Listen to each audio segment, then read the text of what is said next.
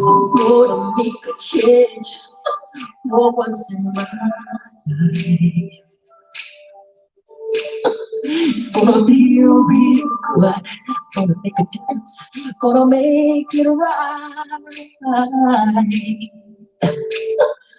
As I turn up the collar on my favorite winter coat, this spring is moving my mind.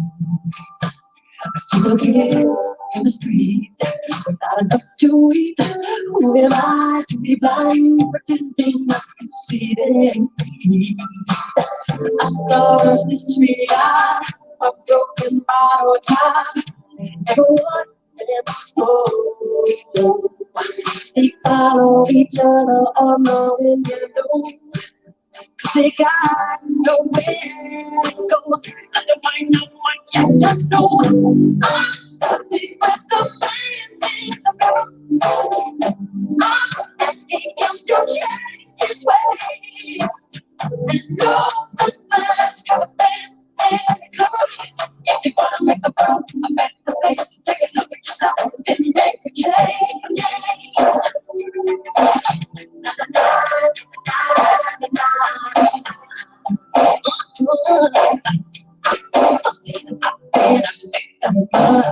I smell this kind of love.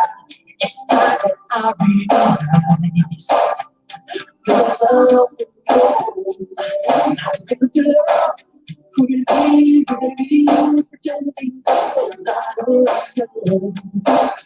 Oh well, deep inside, somebody's broken heart. And watch down the they fall like go in the sea. They got no place to be. That's why I'm starting with me. I'm starting with the man in the middle. I'm asking you to change your way. And all the signs gonna be and come. If you wanna make the world a better place, take a look at yourself and make a change. I'm starting with the man in the mirror. I'm asking you to change your way. And all the signs gonna be and come. If you wanna make the world a better place, take a look at yourself and make a change. Something with the it's gonna be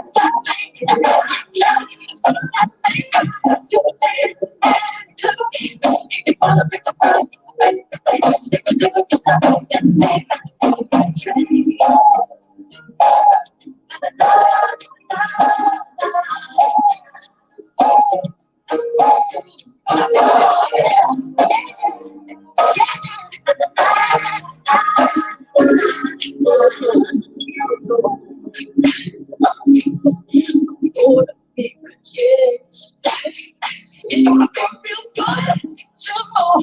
Just live yourself. You know, you gotta stop it. You don't stop.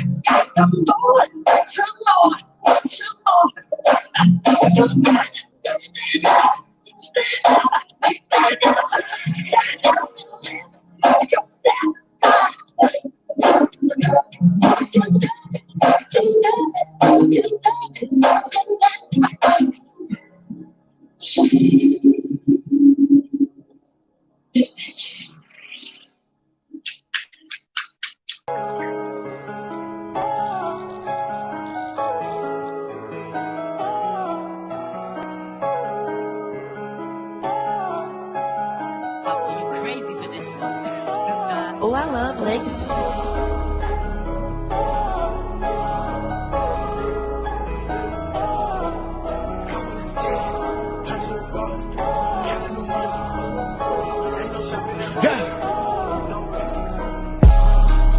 I want it, you got it, just give it up. Ain't no reason to die, you ain't living enough. If it ain't a Benz, it probably ain't big enough. If it ain't a Rollie, probably ain't spinning up.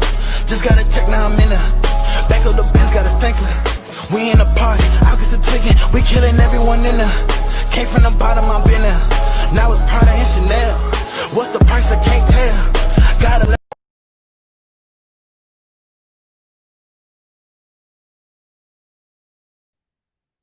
Good morning, good morning, good morning, everybody. Thank you for coming out today.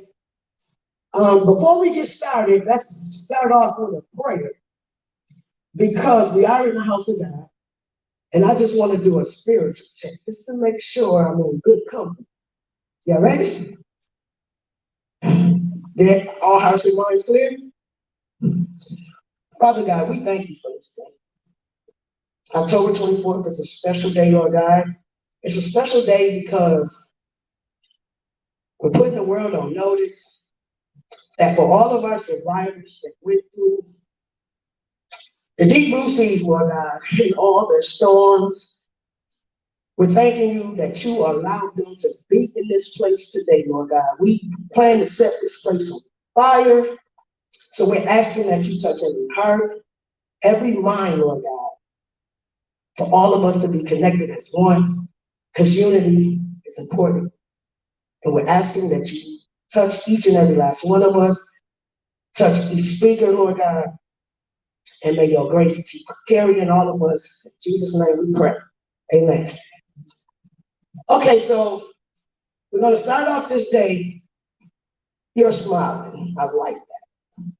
You keep smiling. So right now, we are in a webinar, okay? We are with the John Maxwell marketing team. So today, this event was caused because we're charged with having our whole year plan.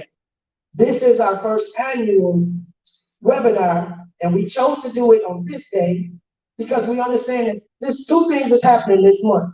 This is breast cancer month and also domestic violence. Anybody in this room can attest to domestic violence, cancer, strokes, heart attacks. Okay, good. So I'm in good company. And the reason why it's good company is because today we're teaching, we're allowing ourselves to understand that we all got to learn from each other. We learn and grow. So you tell your story, God gets his glory, and we all becomes edified, right? So that's what this webinar is for first. That's for the first 45 minutes. We will allow you 15 minutes for any questions you may want to ask. And then we're going to open the floor to our speakers, our special guests that came out to share their story, to tell the world what they went through, but they're still standing. Y'all with me? You ready? Yeah. Okay. So let's go. So the reason, you always got to have a why. Why are you doing this? I'm 51 years old, and I've been through some things. I've put some people through some things. I've been in prison, served 5.5 years of my life in prison. But today, no, it's not about me. It's about all of our survivors. My mother happened to have cancer. She got diagnosed with cancer on my birthday, March 31st, 2016. But I got to go back 2 years before that, okay? My mother had her first stroke while she was entertaining crack cocaine, okay? She took a hit off the pipe, and evidently she felt something because she called my brother. My brother didn't want to answer because he thought my mother was going to be calling for some money, for some more drugs, and he just wasn't trying to feed her that way, right? But he said the second time she called, he knew he should answer the phone. And thank God he did. But thank God that he gave my mother the opportunity to call my brother in the first place. He ends up calling the ambulance, and the ambulance meets him at my mother's house. But thank God my mother survived the stroke. She was in the hospital for 7 days. At the time, they just told us that something was wrong with her left eye. They didn't tell us that she was legally blind in the left eye. We didn't find that out until 3 years later. But that's God. So the whole point of this conversation is to teach us to not keep things to ourselves. We have to know that our strength is in our story. And for other people to get through what they're going through, we have to be bold enough and conscious of mind enough to know that we're not going through it by ourselves. Nothing that happens to us is just for us. So I was asking God, why are you doing this to my mother? Why are you doing this to my mother, my queen?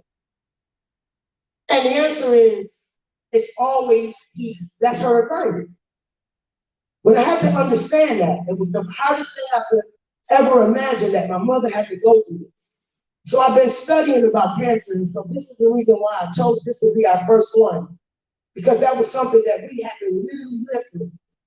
But God did bless me January the 26th of 2017 to go home to be with my mother. I made a deal with God. I said, listen, if you let me go home and be with my mother, I will go and be with my mother until she takes her very last breath. I won't go hang out with my cousins, my friends. I will be with my mother 24/7. And I stuck to my promise, and God honored my request. And I got to spend that time with my mom, and we got to talking about every song I played that was spiritual. She told me that was her favorite song. We got to do some things that we've never been able to do before. And I appreciate that. That was, to me, that was God saying, in my faithful daughter, I am well pleased, because he allowed me to go home to be with my mother 1,000 miles away. And I knew that I was going to be homeless when I got back, because I had said, I'm not paying no rent. I'm going to take all of this money that I have, and anything my mother asked me for, I'm going to do it for her. So I made sure that I always gave my mother her flowers while she was alive. And I just believe that I'm making the same deal with God all over again.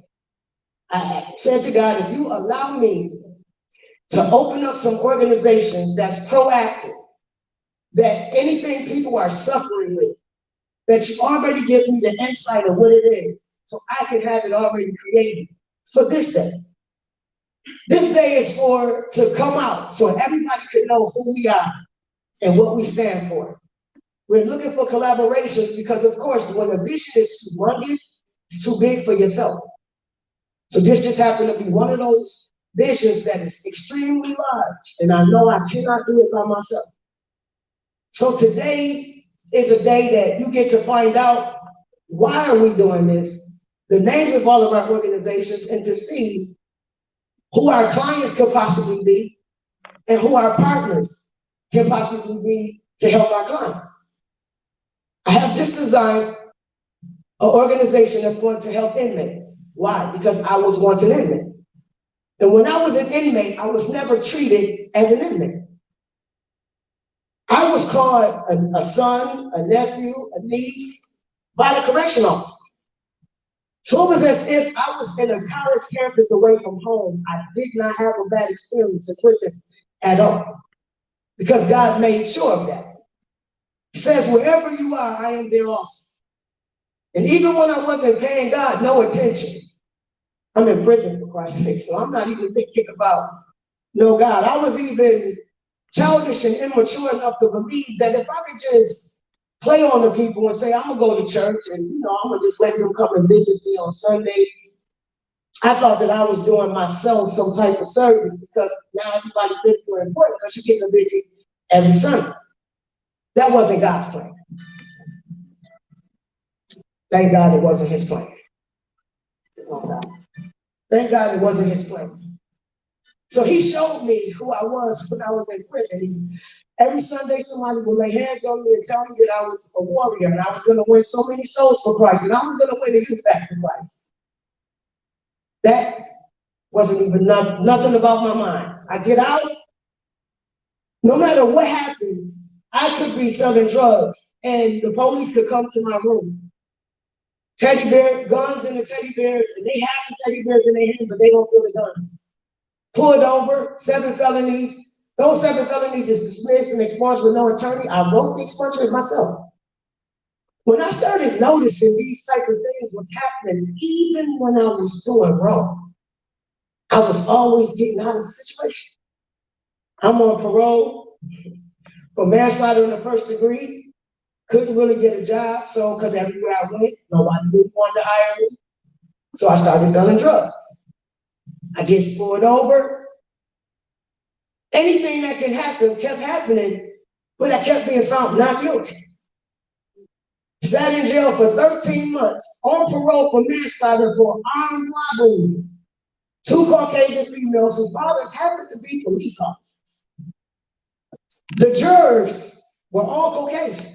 One of them was one of the people that was picked as a juror when I was 16 for the manslaughter conviction. She literally opened her mouth and said it in open court. I remember her. Y'all know that's bias. She was supposed to be off that. They wouldn't even let her off. But God found not guilty and exonerated off my parole. Come on, y'all, keep it up with that. It ain't me. It's nothing special about me per se, but I am special to God. When I started noticing this, I started changing and conforming my mind. I had to start watching the way I think, because I know what I think is what I speak. What I speak shows my actions become my habits became my character. So now is the question is, what am I saying to the world about me? Now I could keep on going down that wrong road and thinking that I'm so slick, that I'm slicker than a can of grease, that I'm gonna keep getting out of this, or this could be God saying, listen, you have an assignment. And because I said I have a plan for your life, it is going to work. So because God did that for me, I want to do it for somebody else. No, I'm not God, but I am his representative. I'm a representative. And I'm bold enough to declare that I am free. So the whole point of this conversation that we're having today is we want to start changing our conversation. Instead of gossiping about man, we're going to gossip about God. Instead of worshiping man, we're going to worship God. Instead of falling in love with man, we're going to fall in love with God. So I used to ask God all the time, like, why me? I was beating women. I was thinking I was a player, thinking that I was smooth. Had 3 of them at the same time. If you don't like it, you can go, but this is what we're going to do. That was so disrespectful. They allowed me to do it. But then I couldn't like myself. And when you stop liking yourself, see, that's a problem. How can you say you like all of these other people, you love all of these other people, but you don't like and love yourself? So I decided that any organization that I create is all about self-love. It's all about how much do you love yourself. So at first I couldn't stand the name Alice because I never looked like an Alice, didn't walk like an Alice, nothing about an Alice. I just thought that my actions was never justified to get named Alice. Until now. I just fell in love with myself a few years ago. Just a few years ago. So I'm only like 3 years old in the spirit. Honestly, I'm 3 years old. Found out that when I was 5 years old is when I had my first heartbreak. So I had to go all the way back to find where was it broken at? How can I fix it if I can't find it? So I had to locate the pain. And it took me all the way back to when I was 5 years old and I lost my grandfather. The first person that I ever truly loved that I know was my hero, that was there for me when I needed him, but I only had 5 years with you, so I felt cheated. So here come that cheating spirit. Did y'all hear that? Yeah. You call on those spirits. My father, when my mother was pregnant with me, he used to beat my mother and say he wanted to have another son. So there go the spirit of that boy that they call a lesbian. It's actually no name for things like that when something is spoken over your life. You think that I'm a problem that you can fix. You can't fix that. You don't even know what it is, so how can you fix it? You cannot come with an exorcism to take away something that you have no. You're not mindful of what's going on, what's actually spoken over people's life. So we are here today to teach you that it's what you say out of your mouth that you give life to. It's what you say out of your mouth that you give death to.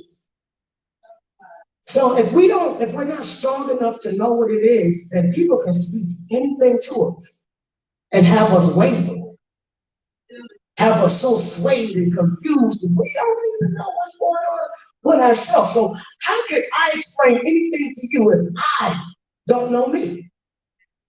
I'm supposed to know me the same way God knows me. I'm supposed to see me the same way God sees me. So what did he do? Okay, you got all of these felony convictions. Nobody is ever going to follow or believe you except for criminals. How do you get both? Well, I made it to the Guinness Book of World Records in 2016 by leading a crew to build the largest thank you card in the world. Now, y'all heard the largest thank you card. Again, that's God saying he's grateful to me. You allow me to utilize my gifts, my skills, and my talents that I never read a book about, had no training. We didn't even have no knowledge that that's what we were going to do. That day, we were only there to make some money because we were called on an assignment. But God, he always has a plan for your life. So it took us 7 days to build it. 7 days. 6 days we went straight through building it, but on the 7th day is when they came to do measurements. We still don't know what's going on. We see all of these people with these suits on. They don't take their shoes off. They walking on it, they climbing, they touching, and they say, hey, y'all better toast yourself because y'all just made it into the Guinness Book of World Records.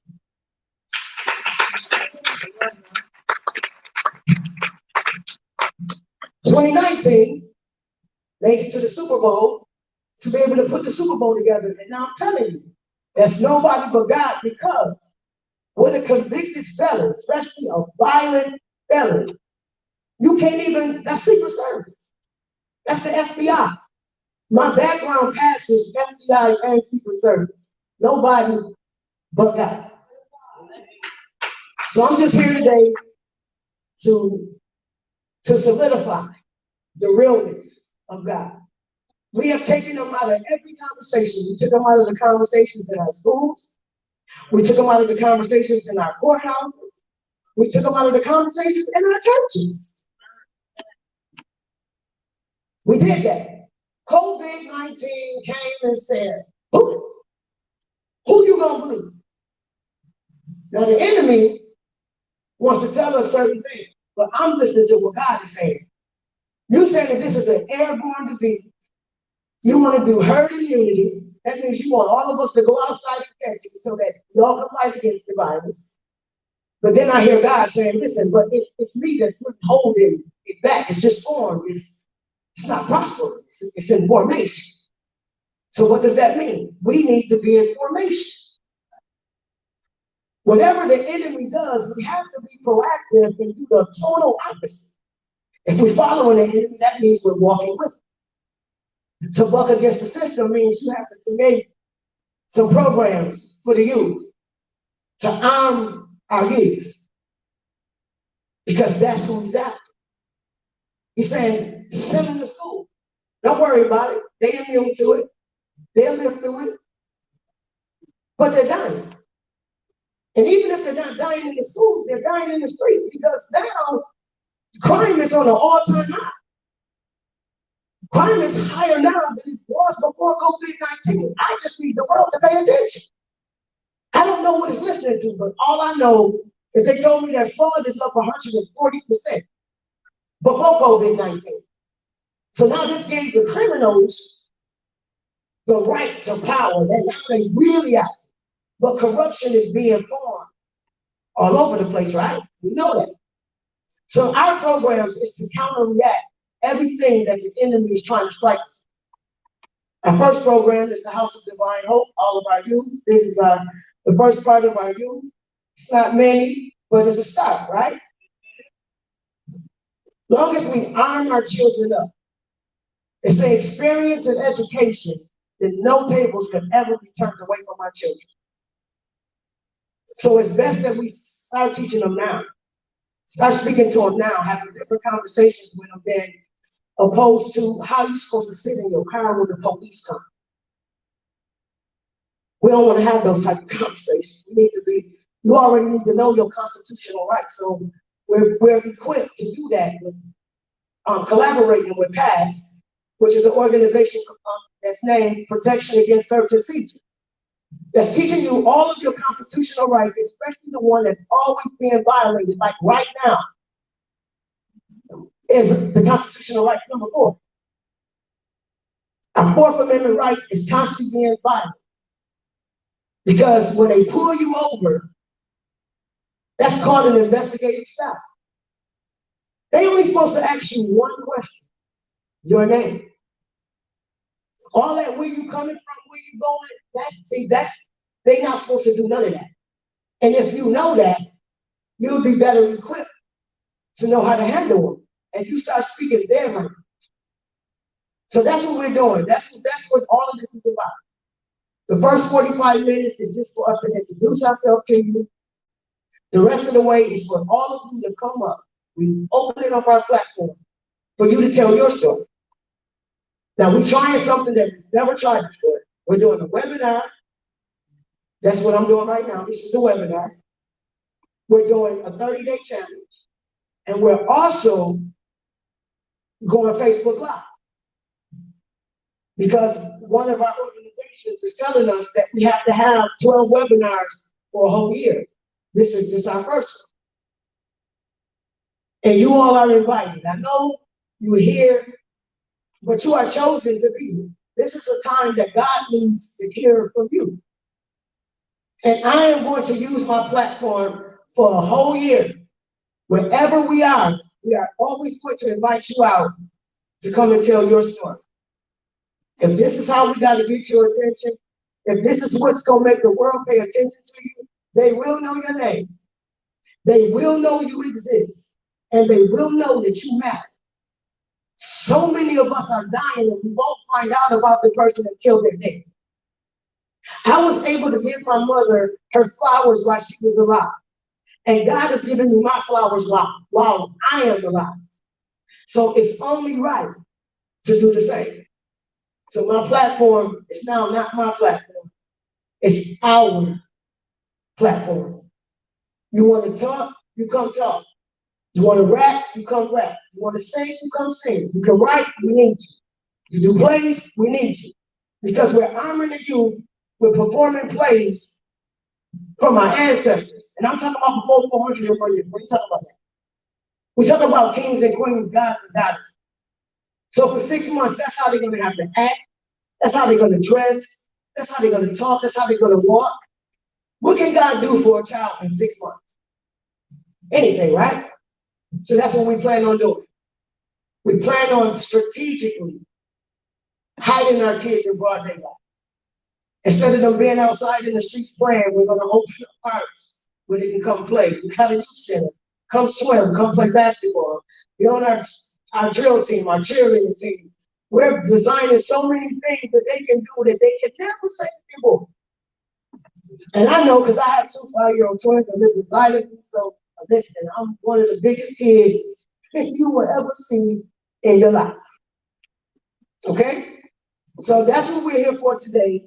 The first 45 minutes, which I won't take up too much of your time because of the difficulties that we had. It pushed back my time, and I'm okay with that. Because the floor is open for our speakers, and that's what I was so excited about today. But also to introduce y'all to Cool V. Now, when I was a kid, about 8 or 9, I didn't want to call my mom because I was like, listen, you got 5 kids, but you don't even look like you got no kids. So you too cool to be called mommy in public. So can I call you anything else? Now listen, y'all, her name is Virgo. So I tried to call her that, and I got smacked. So I said, okay, I can't call you that. How about Cool V? So the day my mother took her last breath, everybody in the world knew my mother as Cool V. So I could never not know or never not feel the love that my mother had for me, nor the love that I had for my mother. But a bad thing happened when my mom passed. I was accused of killing my mother. Yeah. How painful can that be? You know you're going to be homeless. You chose to give up everything to go home. 1,000 miles away, and the people say you gave your mother some pills because she was fine before you got it. Now, the enemy was at work for a second because the enemy knows that I'm a beast from the inside, right? Or so he thought. So the attitude was for me to go crazy and hurt somebody. But if I did that, I would miss this moment right here. So God still wins. Because it doesn't matter what they say. It matters what I respond to. I used to be concerned when I was a kid, people calling me dykes and lesbians and bulldaggers. My mother said, well, wait a minute. How you mad about something that I thought you go with girls. She said, look it up. What did we ever taught y'all? You don't know what something means, look it up. I go look up bulldagger, burnt piece of wood. I look up the word back, and it was a bunch of tweets tied together. A dyke is a garden tool. So when somebody called me a bulldagger, I say, what do you still got a piece of wood at? They like, I ain't talking about a burnt piece of wood, I'm talking about you. I said, no, because see, I'm just trying to educate you. I'm just trying to educate you. I'm just trying to educate you. That's what I was telling myself. I'm just trying to educate you because I looked it up and it says that a bulldagger is a burnt piece of wood. A dyke is a garden tool, and a faggot is a bunch of tweets tied together. So nothing you're saying makes sense. So if you thought that you were saying something to upset me, it didn't work. Oh, well, you went to prison? Yeah, I did. What bird doesn't fly, a jailbird? Okay. You know. What else you gonna do? Names is just names. So I started calling myself names, like Amazing Alex. You know, like Brooklyn, the Bees, you know. Whatever you really felt like you wanted to see, like you said the other day, it's Alice, it's Little, and it's Brooklyn. Now, by the time you get to Brooklyn, you might want to clear the place. Because Brooklyn is the one that ain't coming. You say Brooklyn. Little is the one in the middle. Little is the one that is going to keep Brooklyn at bay and protect Alice. So I thought.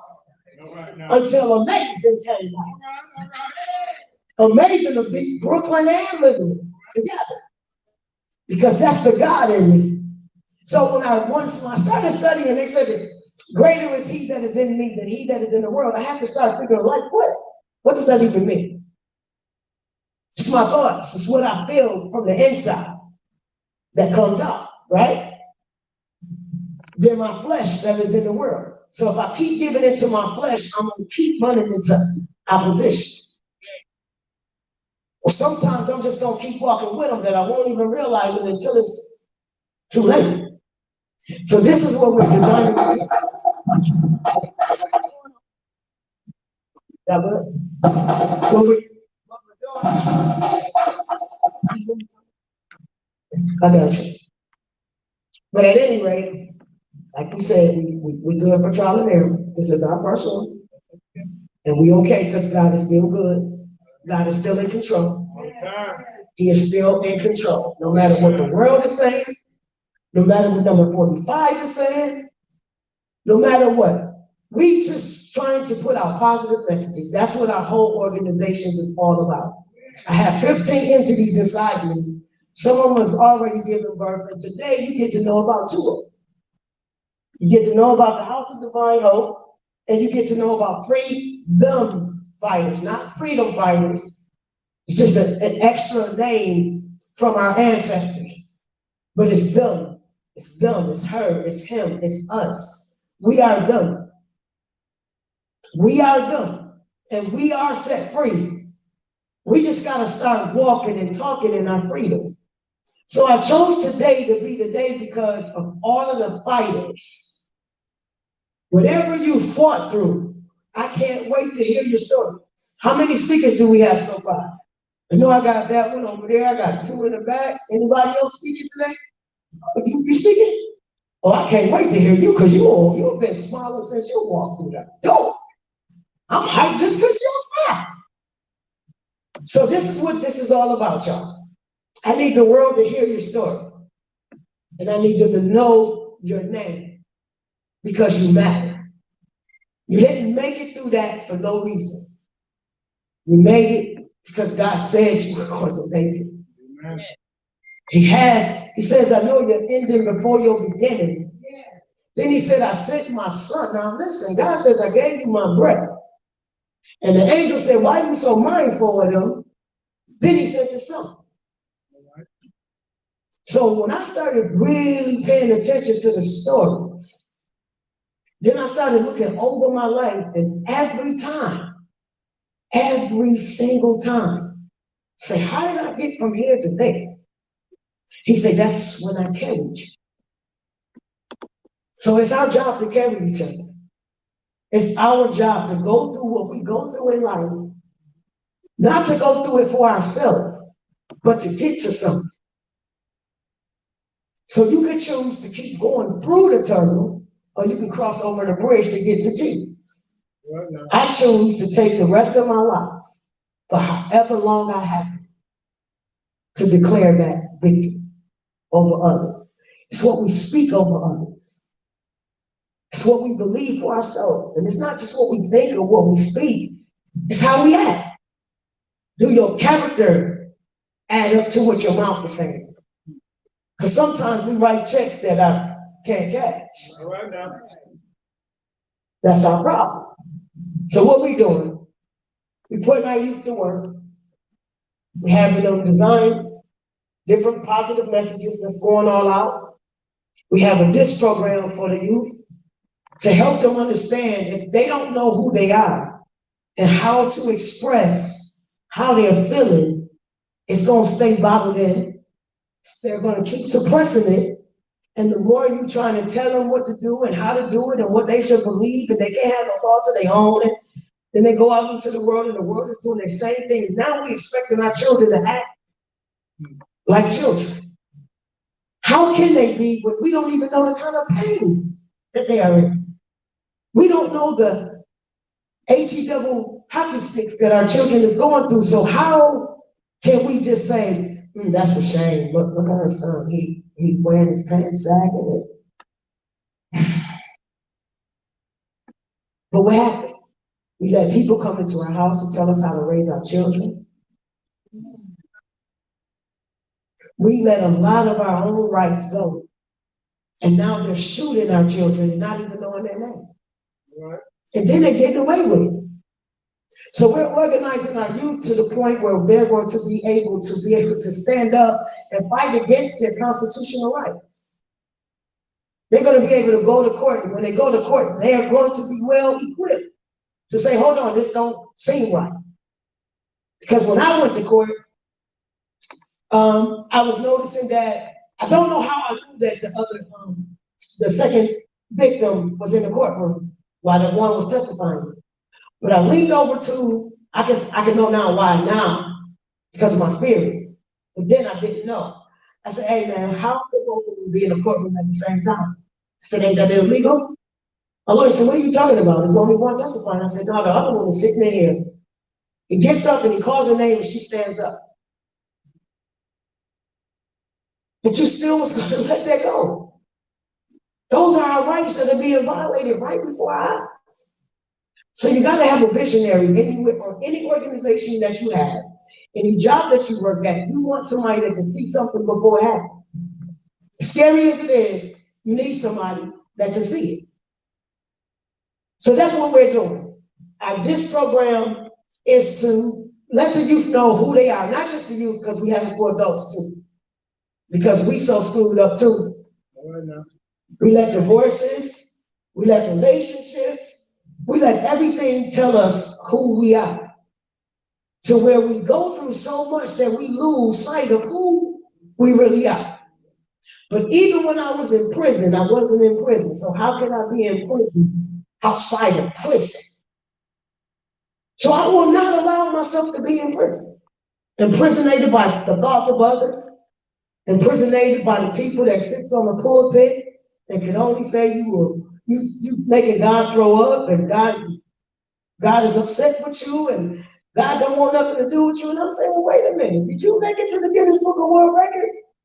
Did you help make history with Tyler Perry? Like, are you designing any programs for anybody before you send me somewhere, did right now? See, we're teaching you to remove the splinter out of your eye before you try to remove the pole out of somebody else's. We hear all of these curses from God, but why the kids can't hear how much God loves you? How valuable you are to God, how wonderfully made you are to God. So those are the conversations we're having when I do. If you're constantly telling a person that they're nothing, you're calling them Generation X, you're calling them thugs, you're calling them nobodies, you're killing them. When you see Michael Brown get killed, they all saying, I am Michael Brown. I am.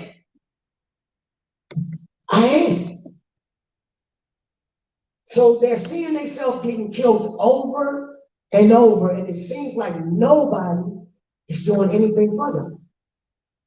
They don't see it. So this is our coming out party today. To introduce you to us. I am the amazing Alice Davis, representing the House of my own. This is one of my brothers. This is one of my brothers. One of our seniors. She can't come up here right now, but this is who we have. We want to add this because the vision is way too big for just us. So we're opening up a house for women called the House of God's Christian Names. That was in domestic violence. We have we opening up a house for our elders. The retirement homes, they should not have to die or be mistreated for the rest of their life while they're in somebody else's care. We're tired of seeing bed sores, smothered, raped and molested. The pregnant inmates is being raped and molested and dogged and disrespected. I got nephews listening right now. One of them is in an infirmary. And I had to call the prison. And I told the man, I'm going to call all night until I find out what's going on with my mother. I'm going to keep calling. I called him. Get the one that I have. Every time you answer the phone, I say, hey, friend, it's me. Or just call him, check on my loved one. Well, I told you, you got to call me in the morning. They go, Sergeant, answer. And I say, hey, Sergeant, I'm calling to get some news. You got to call the person. No, I'm going to keep calling all night. So they finally told me what's going on with that. I got another nephew that's telling me that they're supposed to be able to get on the kiosk machines and all of this, and they're not letting them utilize it. My nephew told me it was only 30 people. So I called when after he told me that there were people that had COVID-19. I called and said, oh, it's only 30 people. Now they whole prison is on lockdown because the state came in and said, hey, it's too many people here with COVID-19. So we got to do something. And the time is not tomorrow, it is right now. So we have a right now God. We serve a right now God. Why are you doing right back there? We over here right now. Come on. I can't do this without y'all. Our first collaboration, though, is beautiful, y'all. We have Tisa Hedge and BG Promotions. They are now partnering with us. This is all possible because of their collaboration. It don't happen like in 5 days. So this is all happening within 5 days. I promise y'all, we want it to grow, and we can't do it without y'all. You want to say something before we open up the question? Yes, how y'all doing? My name is Keith Mitchell. I'm a part of the House of Divine Hope and Freedom Fighters. I'm here to let you all know we do need y'all support in this situation this time. So if you'd like to just join forces with us, we'll be glad to. Thank you. I'll pass the mic on.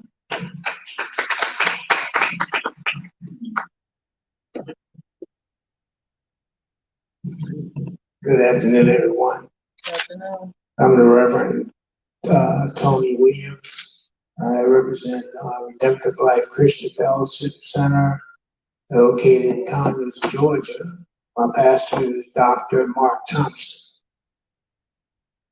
I want to leave you before we pass the mic on to a certain thing that I want you all to remember as you hear all these stories. We have a habit of looking too far into the negatives, where we don't look at that one positive in our life. That's our Lord and Savior, Jesus Christ. So I remember a movie that was done a few years back called It's a Wonderful Life. And in that story, the main character said, I wish I was never born. So the angels came down and showed what would happen if he was never born, because the impact he had, the positive impact he had on so many people's lives. We got to remember and think about the impact that you have on the unseen people. And as you hear these stories, remember, it is a wonderful life. We're going through a lot right now, but God's going to pull us out. We have to have that faith and that hope. And we know that God is going to see us through. Thank you.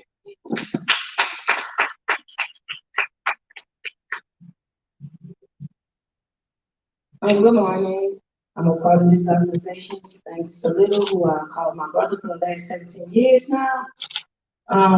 This is going to be a great organization, guys, for adults and children. I know we're speaking on what we can do for the youth, but it's phenomenal things that we're going to do for now with adults. Some of us don't even know how to budget. We can help them get $100, but we're going to show you how you can make that $100 into $100,000 to make you even more proud of yourself, so we can stop being comfortable with the pennies that the government growing us. That y'all know right now that we don't vote number 45, we ain't get that to 100, so we don't have to keep waiting on him. We're gonna teach our adults how to manage that money, make your own hustle, supply you and your own family. We don't need them no more. We don't need them. There's too many ways out here to get money, so rely on him. So I want y'all to know that. Don't just think we only here for the youth. We here for y'all too. And for these stories, I thank God. This is a wonderful life. I don't have no stories. But if I ever have one, I will hope I had the same kind of love and support that somebody can hold me up if I ever have to go through a story. But it is a wonderful life, and I'm glad I don't have a story today. So now I'm going to open it up. Do anybody have any questions for us? Anybody? No? Anybody?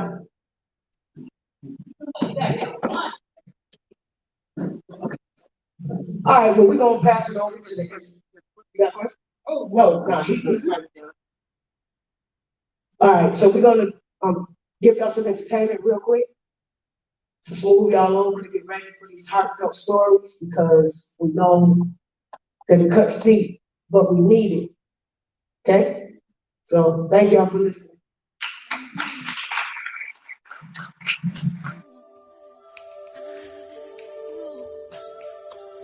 Gonna make a change for once in my life. It's gonna feel real good. Gonna make a difference. Gonna make it right. As I turn up the collarbone.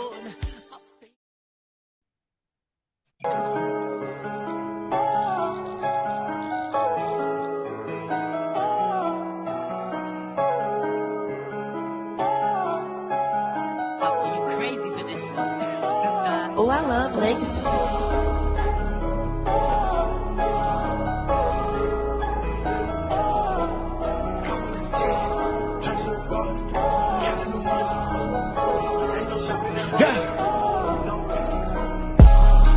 If I wanted, you gotta just give it up. Ain't no reason to die, you ain't living enough. If it ain't a Benz, it probably ain't big enough. If it ain't a Rollie, probably ain't spinning up.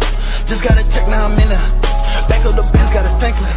We in the party, August the taking. We killing everyone in there. Came from the bottom, I've been there. Now it's Prada and Chanel. What's the price? I can't tell. Gotta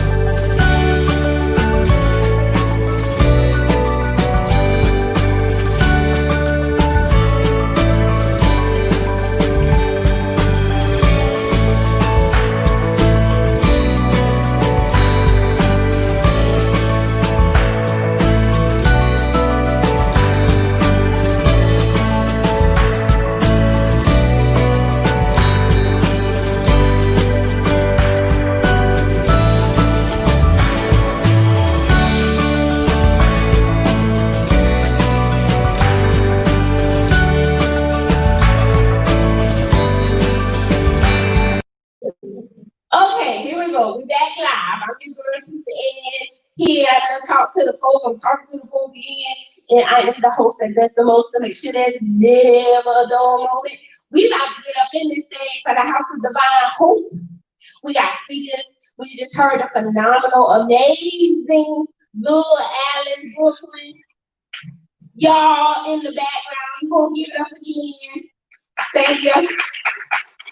We here for the freedom fighters, and I like that because that's free, F-R-E-E, them, T-H-E-M, fighters.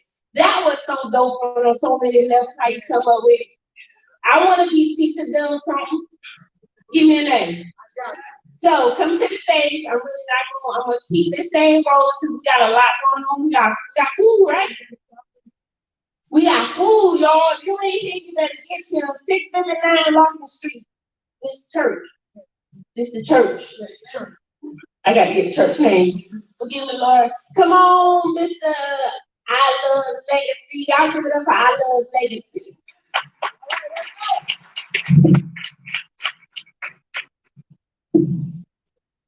Oh, what's going on? I know. What's going on? I know. All right, they want to come up here.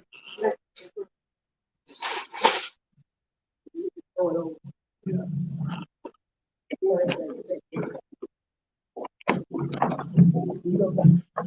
How y'all doing today? How y'all doing today? Lovely morning. Okay. I like energy. I'm just like my friend over here, T. I like energy. I like sounds awesome. But my name for the ones that don't know, I go by the name of I Love Legacy. I'm originally not from here. I'm from a small town called Renton Harbor, Michigan. Shout out to 69.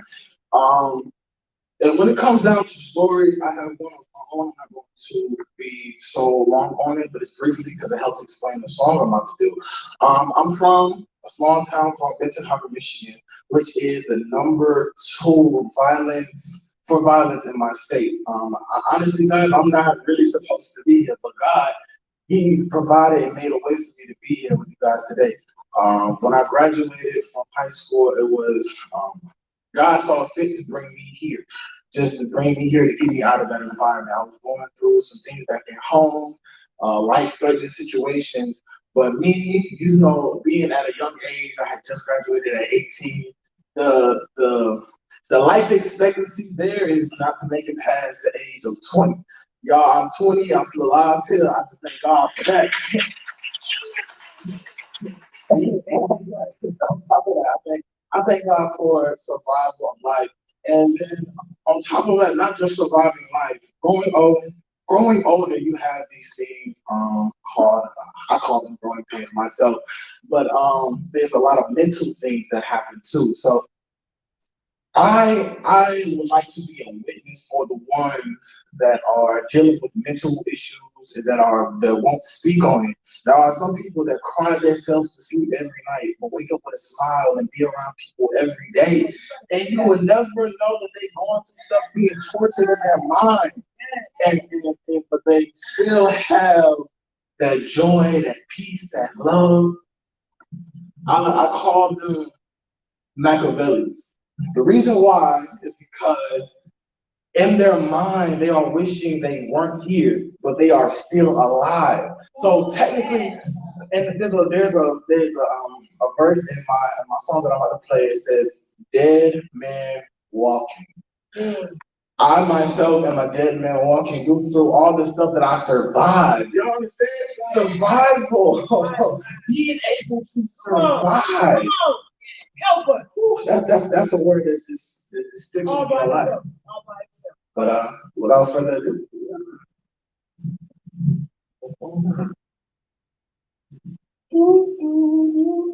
I'm not gonna say too much.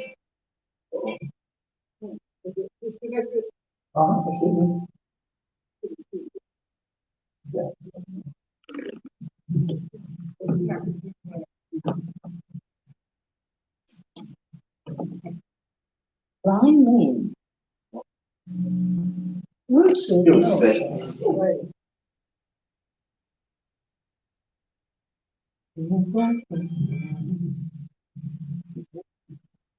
Well, while they're getting that together, I need you a little bit more of a backstory. Or is it this?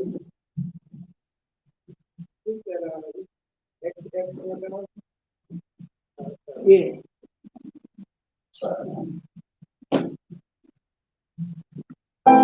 There we go. You just call it before. Mama, is that legacy? Hey, yo, Pluto. You going brave? I'm in my bed, feeling your feelings that ain't my fault. But somebody kill your dreams. You better leave, that's what I was taught. On the road, all alone. Heartbroken, strong. Man, walking, call him Machiavelli. I am man talking, I just came up on the screen. I ain't did some things you won't believe. And you know what I'm here, what you want, let me leave. You won't show me love, you just want me to leave. Baby, promise me, I got down on my knees. Gave you everything, you won't treat me like a king. That's just the way what my heart will never be. I'm gonna bring up cool stuff, and I don't want to be up you the one who your head, you watch me go, you wish I was dead. You ain't had no time, you got time now. You get other people you to walk down. Saying you sorry, you wanna be mine now. That's your place, wait in line now. Can't let you take my time now. They giving me that take my shine now. My bad, still your feeling that ain't my fault. Somebody kill your dreams, you better leave, that's what I was taught. I'm gonna run all alone. Heartbroken, strong. Look, yeah, man, walking home, living better. I done been talking like this came up on the screen. I didn't get some things you won't believe. And you know what I'm here, but you won't let me leave. You gon' show me love, you just want me to please. Make you promise me if I got down on my knees. And you everything, you don't treat me like a king. I can say the way that what my heart will never be. I'm gonna bring up some stuff that I want to not first. Hey, I'm gonna bring up some stuff that I want to not first. Once again, everybody remember I love Lacey. Thank you once again. I know you got another one. I know you got another. Okay, hey. That's what I got. You need that energy. Yes, let's go. Let's go. This next song is very deep and dear to my heart. I recorded this back when I was it was actually the year I graduated. The song is very simple, it's very self-explanatory. You guys can actually sing it with me. You guys can repeat this singing. Pray for me. Just 1, 2, 3. Pray for me. Okay. Get on your knees every day for me. Get on your knees every day for me. Now sing, pray for me. Pray for me. Pray for me. Pray for me. Pray for me. There we go. There we go. You don't made you a fire.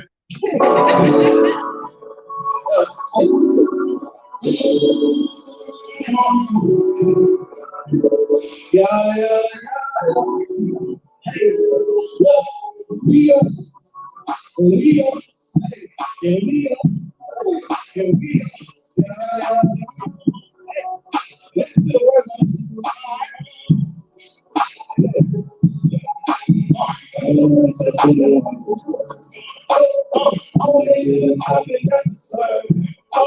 They told me I couldn't go on. They told me I couldn't do much time. They told me I couldn't do this. What they told me I couldn't do that. But I took their words and put it on my back. I reconcile, I'm never looking back. Let me take it on my mind.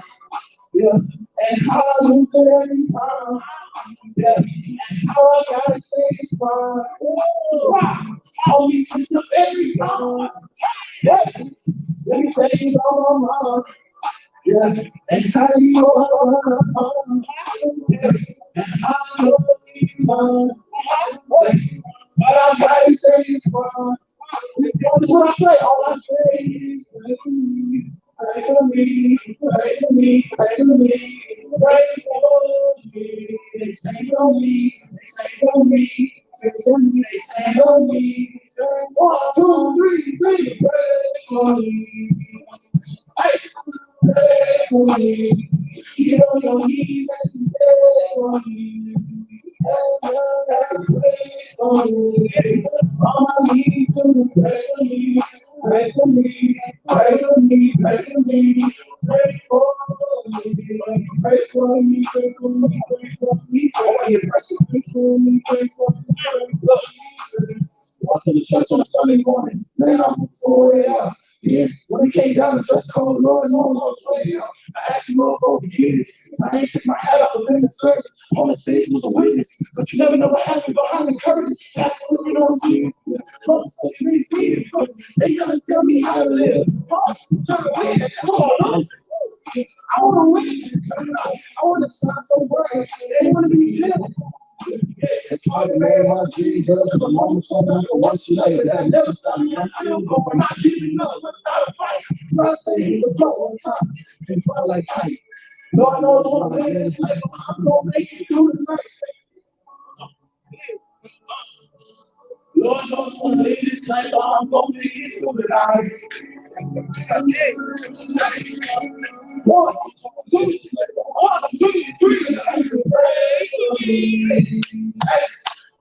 Pray for me. Get on your knees and pray for me. Pray for me. Mama, I need you to pray for me. Pray for me. Pray for me. Pray for me. Pray for me. Pray for me. Pray for me. Pray for me. Pray for me. Pray for me. Pray for me. Hey, everybody makes some noise for my mother and my father. They just walk in the air.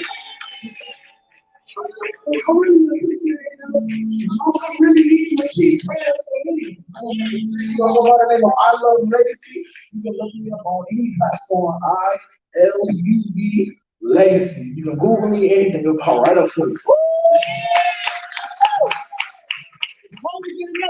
Oh, that was dope. Listen, I already asked the church question now. How many of y'all grew up in Baptist churches? Southern Baptist? Now, how many of y'all know in the Southern Baptist church that ain't allowed? It ain't allowed. Now, when my mama see this, I'm gonna have to explain this. Because you in the church. But when you came back and pray for me, and then you didn't have no curse words, and I don't listen to rap because that's all they do is curse and talk about the Jews. Oh yeah, come in. Hey, what you say now? I don't curse in my music. All of my music is clean. It's like a sacrifice to God. Oh my God. I will not curse in my music. I still speak on like relative topics of like my life and stuff like that, but I just refuse to curse in my music. Oh my God. Thank you. How old is you? Wait, another disclaimer. I don't be proper. Sorry. How old is you? I'm 20.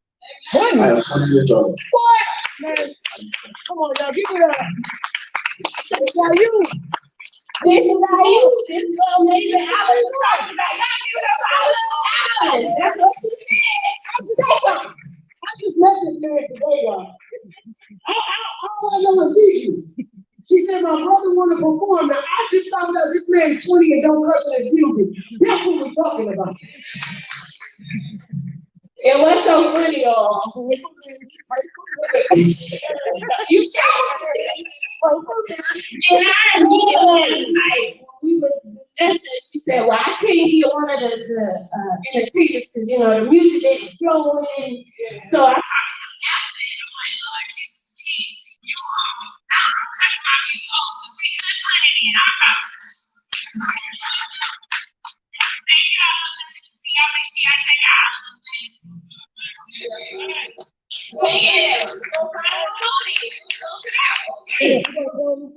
All right, so we get into these speakers. Roll around the room. Miranda, you ready? Are you? Yes. You no? Go last. Who we got first? Okay. Okay. Come on, Dan. I didn't get your names. I'll let you do your formal introduction. And we got one for all the speakers that's coming up. If the Lord lays something on your heart and you know you didn't put yourself down and speak, it's okay. Because we're going Southern Baptist style. We testify and here today. There's a camera here with live streaming for the sake of what Mason Alice has going on. So you make sure you watch yourself in this screen, okay? Everybody in this screen. How are you? How's everyone doing today? Truly, I'm excited to be here. How about you? I'm so thankful to have met Alice the last time I was here for a meeting they had. And we had an opportunity to briefly talk. And I sent her over a brief summary of my testimony because I had to do an interview with 106 Live, which I was so thankful. Was it this past weekend? They was with us. I'm contributing writer #1 for a friend of mine magazine, which is called Stars of Survival magazine. And it's aimed toward people that have been in domestic violence situations. And anything to us could be domestic violence. Anything could be violent to us. Whether it's financial abuse, whether it's mental abuse, whether it's elderly abuse. But a lot of us have actually been in domestic violence situations. I'm not a victim, I am a survivor. And I will walk up Stone Mountain was to let people know we are an overcomer and so are you. You can't overcome this. You can't escape this. So I'm thankful to be here today. I am an ordained elder. I don't believe in titles because when I stand before God, that titles don't have no meaning. He's gonna judge me by my actions and the intentions of my heart and what I have done while I was down here on earth. But as I had sent Alice over a brief summary of, my story. And I'm 50 years old, praise God. I'm 50. And I'm thankful to God that people always tell me I don't look. Oh, I'm Shamika Chappelle, Elder Shamika Chappelle, but you can call me Mimi, Mika. I'm going to answer. So I don't look like what I have been through, neither do Alice, thank God, because I did 10 years. And this was like maybe 27 years ago. How old was I? I think I was 23 when I had went in and I came out at 33. Never been in trouble a day of my life. Didn't even have a traffic ticket. But because of a gentleman that was the head of a gang that my sister introduced me to, and she didn't know he was into gang-related activity. My sister was the oldest, and God rest her now because she passed last year from colon cancer. So she introduced me to this gentleman when I was about 19 years old, I believe. And it didn't take, I was 20, 22 or so around that time. But anyway, it didn't take very long, you know. I didn't know he was into gang related activity because a lot of us we was raised in church. I don't know about you. I started out Baptist. My cousin had a church. The late Reverend Homer Smith outside of our Baptist was his church over there on Boulevard. So when I was younger, I my mom was a saved at that time. So my grandmother and my great aunt was the one that carried us to church. My mom got saved when I was in the third grade, so she went holiness. So, you know, I was raised both ways, from Baptist to holiness. But anyway, my sister introduced me to this gentleman, and she used to be into selling drugs, credit cards, all this and that. I was the baby of the family. I was used to be at home taking care of kids and everybody else. She got into that street life during high school days with some little friends she was hanging around. A student. Principal couldn't figure out why was she hanging around people with 0.0 average, 0.1 averages with the level of intelligence that she had. She could miss school, go to school, take a test, and still pass it. But anyway, once she was introduced to that street life, she still worked. But then she had folks that were selling for her out on the street. She had folks that would get a credit card. She learned how to forge checks. But thank God she never taught that to me as her baby sister. She knew I was not cut out for that life. No, I was not. But however, she introduced me to this gentleman. She thought he would be a good person for me. I don't know why she thought that, but she thought it because I was going through changes with one of my daughter's fathers that earlier broke my jawbones. Yes, you know how you want to leave somebody, they no good for you want to leave, and they find out you're talking to somebody else, and then there go the abuse right there. Didn't know she was introducing me to a total monster from him. And during the 9 months, I knew this gentleman. And do remember that only 9 months. To have to lose 10 years out of my life. I didn't know what he was into. I thought he was just popping out on the street. I wasn't raised in the street. I was raised in the church. I wasn't raised in the street, so I don't know who on the signs. But when I found out from a friend of his what he was into, some things he had done. And you know, us as women, we have a bad habit of running our mouth instead of being quiet and just hanging out little stuff to get away. We just want to go on and say what we want to say to a person. So after he found out, because it was never his intention to expose me to that life of his, after he found out I knew, that was it. That was it. When I wanted to get away, it was a no situation. I had to deal with him putting knives out on me, asking me which one he wanted me, which one was he gonna stab me with, pick which one he was gonna stab me with. I had him taking a gun with a loaded bullet in there. While I was holding my youngest daughter at the time in my arms, pulling that trigger in my head. And you know, he said, I know you too good for me, but I just can't see you with anybody else. I dealt with a time of being even punched close by my rib cage by him for being in an altercation. My family life, even though I grew up in church, was still me and my mom didn't have a connection with each other. We did not have the best of this relationship. I was more closer to my aunt, her sister, than I was to her. So when you don't know how to go and tell people what you're going through, something you never had to experience in your life, what do? You stay silent, especially when somebody telling you they gonna kill your family. So you too scared to tell your family, and you do things to push your family away from you because you're in fear something may happen to your family.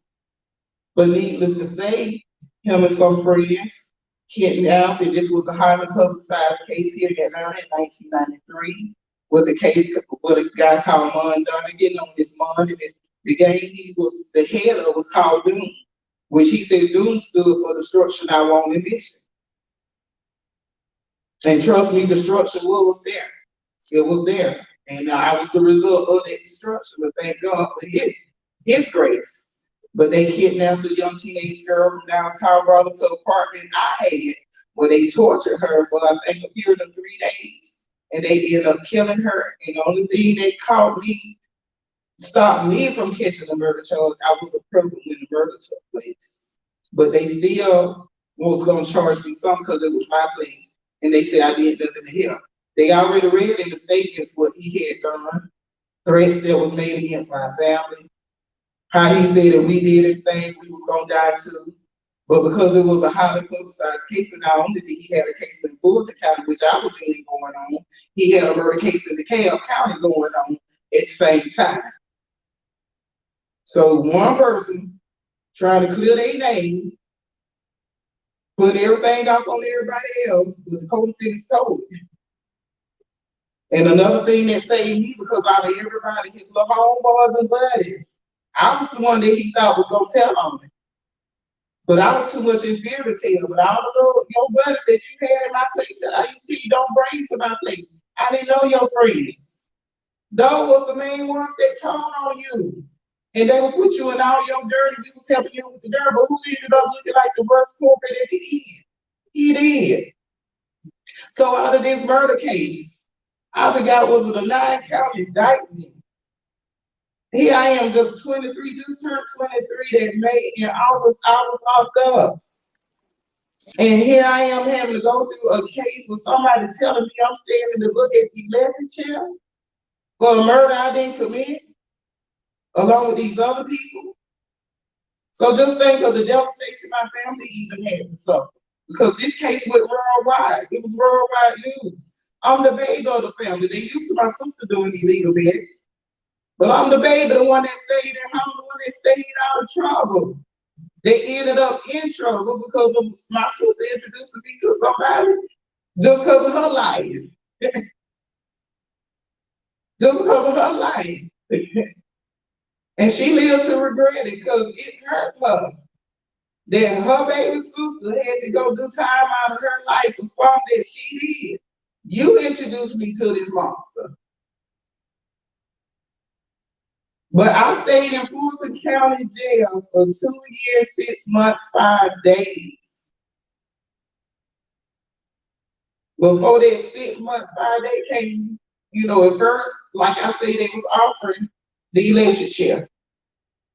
But they have to do investigate. Still, I hadn't said nothing. It took me a while before I opened my mouth. And the only reason I opened my mouth was he wrote me a letter. He said, out of all the people that I thought would have drugged me down or took me down, I thought it would have been you because this was not your life. I'm sorry for even involving you in this. This is my fault. I should have listened to you when you told me to keep my associates out your place. He said, do what you have to do to get home to your kids. Because at the time, my oldest daughter was just 7. And she had a slight trace of Down syndrome.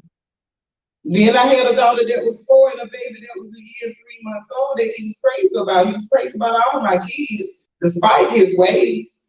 Some people have bad on them, but some ways some good on them at the same time. And even when my family was turning their back and I needed help with those kids, he made sure somebody was there to watch my kids while I went to work. And made sure nothing happened to my kids. But it was my life still that was destroyed. So the next time when I finally opened my mouth and started talking, after he said, open your mouth and talk so you can get home to these kids. If he hadn't said that, I probably would have never opened my mouth because I was traumatized from all of this. So it said it took him to tell me, do what you got to do. Everybody else have drugged me down. Do what you got to do. Forget them. I care less, but you get home to your kids. So I broke down crying. And I had to go on and open my mouth to fight because I had no fighting in me. I'm locked up. I was separated from my husband at the time, who through my case found an attorney to get him his divorce for cheap while my family kicking out money for mine. So not only am I fighting this case, I'm going through a divorce and custody battle, having to be put on the pressure medicine. At the same time, so I told my parents, let him have my daughter. And that was my 7th daughter. I said, let him have it. He's willing to be a father. Let him have her. Because I'm too tired to fight him and this case at the same time. So when I finally opened my mouth, the DA's got with my attorney. They came with a 20 to do 18. I had signed my paperwork. I was going to go do that 20 to 18. I was out. When you in a no-win situation, you young, you feel you have no way out, you signing any paper. But thank be unto God for praying parents. For praying parents. Because I'm going to show you how good God is despite of your mess. Despite when you get out of church and you say you're not going back no more because you think you've grown. But because of praying parents and the prayers of our ancestors, my mom and stepfather was affiliated with a church. And the pastor at that time was Pastor Johnny Lockhart. Man didn't know nothing about me, but he had done prison time too. He came to see me, and at that time when I was doing time, I was in a reading critique class, and I had read the book by my ex who I knew by the cage bird scenes. And he was like, Shamika, why do a cage bird sing? I'm like, I don't know. He said that cage bird is not singing.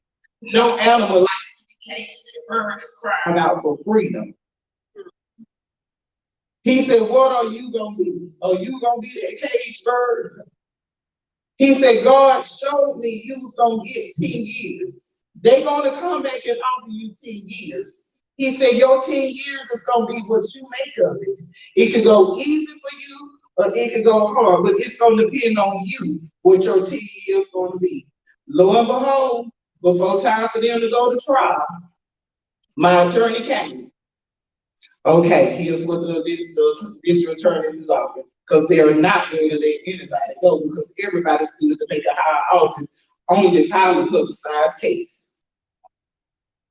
He said they're offering you 15 to do 10 on aggravated assault, 10 years to work concurrent on false imprisonment, 5 years on probation. Come on and sign this paperwork because when your defendants go to trial in January, they're getting life plus 20 and 2 life plus 20 sentences, and they feel it would be unfair for you to spend that kind of time out your life, but they're not going to let you go. So my suggestion to you is come on and take this plea bargain and get out of here. And I didn't even consult with my mom, but the pastor already spoke it. 10 years. Wow. 10 years. And so I happily signed that paper and said yes to what they wanted me to say yes to, no what they wanted me to say no to, and came on and got myself about this situation. And trust me, when the trial came, every bit of time that he said it was gonna get was what they got. So just think, if I had not taken that plea bargain, if I had not followed the instructions of God, when that man of God said 10 years, what my life would have been. And yes, I pulled out 10 years to the door. I only had probation to deal with. It was on 5 years, but still, you come out and you still fight with the system. Even when you come out trying to get your life back on track, you still got to deal with the system. But thank God he put me in the path of some good probation officers that even when I didn't have a job or couldn't afford to pay, they did not send me back to nobody jail. They worked with me. They worked with me. And there's a couple I'm still friends with right today. They gave me my first job and I was working at a wing place. And here it is, this guy was a supervisor at Comcast. His wife works at Emory and she still works at Emory. And I'm still friends with him. I came out in 2003 at the age of 33 years old. So from 23 to 33, I was 33. My kids are already teenagers when I came out. And still, I had to come out still. If I didn't keep my faith in God and connected with that pastor who came to see me, my mind still would have been gone coming out here having to deal with the justice system still. Amen. But as Alice seen in one of my surgeons, as Alice told, where did the first signs of abuse start from? They started in my mother's womb because I had a mother that didn't want children. Why she had me and my sister, don't know. Maybe she got tired of having abortions. I don't know.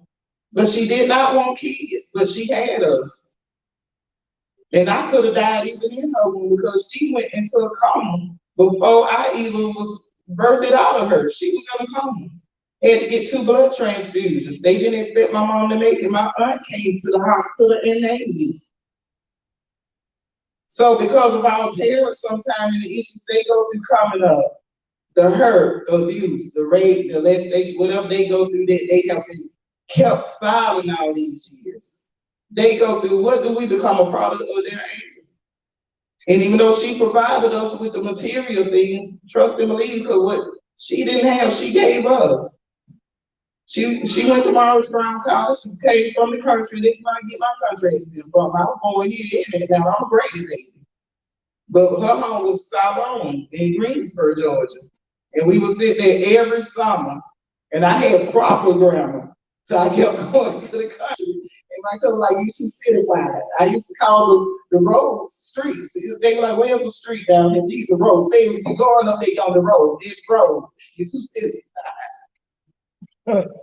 My abuse came from a mom that used to call me slow.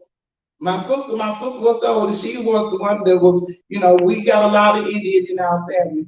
So she took on the Indian hair, and she was smart and intelligent. It was hard for me to learn.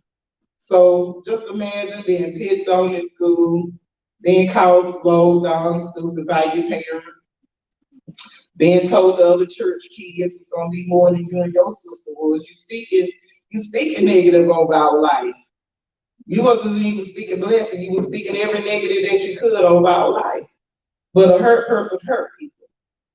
So that's where it came. So when you get older, you searching for love in the wrong directions. I got pregnant with my first daughter at the age of 15. Just searching for love and affection. My next daughter came when I was 19, but I finished school. My mom let us finish. She didn't play that about us not finishing school. She watched those kids when she got out that job from General Motors. She watched our kids. But when we got home, you watched your own. You watched your own. Plus, had to take care of the house, her husband, and my great grandmother, and my elderly godmother. So dreams I had, they were just going down the drain. But before I even had my daughter, I wanted to go to Northside. I wanted to be a dancer. I wanted to be a lawyer. But because you have parents that are kids, your dream, they could be dream killers. And even in churches, some of these churches, you got dream killers. Some of your friends could be dream killers. So you have to be aware of your surroundings. So my abuse started from her. Then it led to me. Then it led to the system. But thank God for his grace and his mercy. I kept going because once I found him and really learned what having a relationship with him was about before I came out that system, I said I would never turn my back on you again, and I haven't. So I can tell you, I'm getting ready to close because time is running out. But when you look at me, I now have I went to school, I got my diploma from medical insurance billing and coding. I got my associates from ITT Tech and computer network system.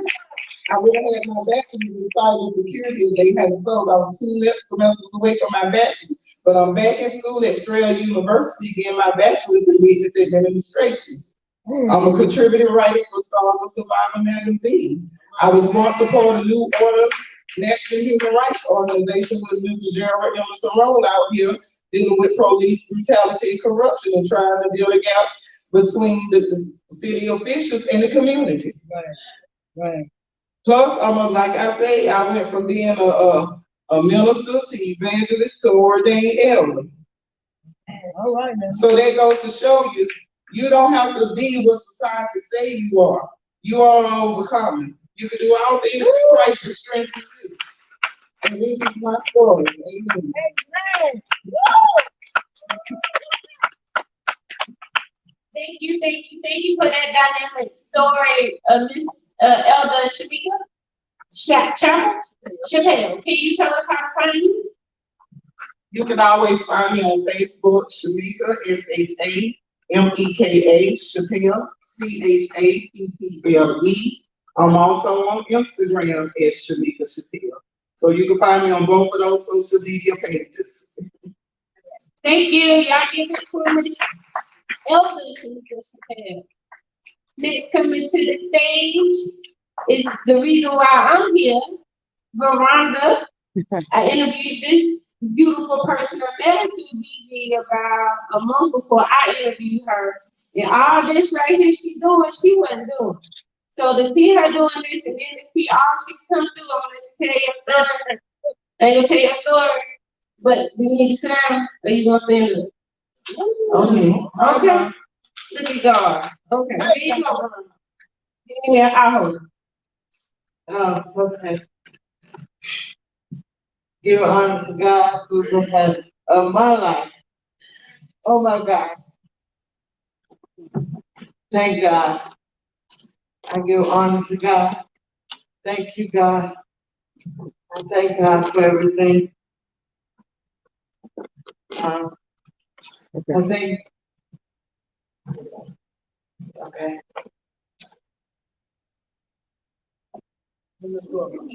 I just give God to God. Thank y'all for being here. I couldn't move my left side. I had a stroke in March. My God, my God. And so now I'm standing and I'm walking. And I'm talking. And I can move her arm. Her name is Veronica. Her name is Veronica. She can move. Come on, she can move. Oh my God. It's a wonderful thing. Man, I have a demonstration, but it took a while. I came a long way. Can I have a podium for this mic? Can I have a demonstration? Because if it wasn't for God, I wouldn't be here. All right. And I have help from a lot of people. Take a time.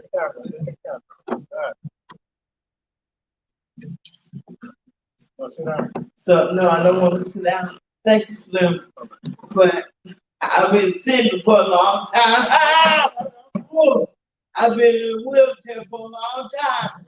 You know, so it's about time for me to stand up and give praise to God. You know what I'm saying? Hallelujah. So now I know what I've been through. I've been through a whole lot. Oh God, thank you, Jesus. See, because you know, I've been through a lot in my life. See, I have a thorn. God gave me a thorn in my side, and I never knew what it was about, you know what I'm saying? But now, since COVID-19, you know, I have a prayer closet, and then I pray to God. Oh my God, I have a prayer closet. And so the thorn in my side, oh my God, a lot of people. Take your time. Okay, take your time. Show story. Show story. Okay. People don't know. God gave me this thorn in my side. Because a lot of people can't handle their thorn in their side. But He made me so I can handle it. Because a lot of people can't handle the thorn in their side. But I can. He built me to handle it so I can reach the people on the outside. They've been through a stroke. They've been through drugs. They've been through any obstacle. I had to go through this stroke. So I know what it feels like. Because I'm going to get 100% better. Right. To help somebody else. Right. You know, to tell them to name your left side or your right side. So you can tell them, hey, Veronica, move. Veronica, move. Do what I say do. Okay? Brooklyn, son, I need you. Okay, so this is the demonstration. Sit on this side. Okay, this left side, Veronica. You gonna hit me, because, you know, you like hitting people now. I just wanna make sure. Yeah, I'm gonna hit Hey, I gotta make you. sure. Okay, so Veronica couldn't move at all. Behave yourself, Veronica. Okay, so, But you need to hit me. okay, I need you to watch. Can everybody see me? Okay, so. Y'all can't see me.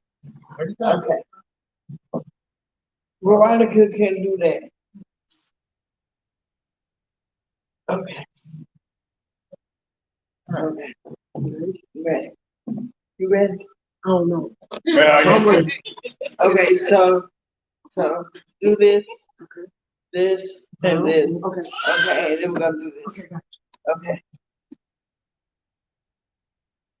Oh, okay. All right, there. You got it? Yeah. Okay, you gonna do it again. Ah. Bam, Yeah. bam. Boom. Ah. Okay, so we're gonna do it again. Bam, bam. Now I'm gonna hit you. I know. Okay, you ready? You ready again? Bam. Oh. Bam. Okay. Bam. Now you really beating me up. Okay, you got it. I got it. I So, got it. No more that beating. demonstration. So I can do this with my left hand.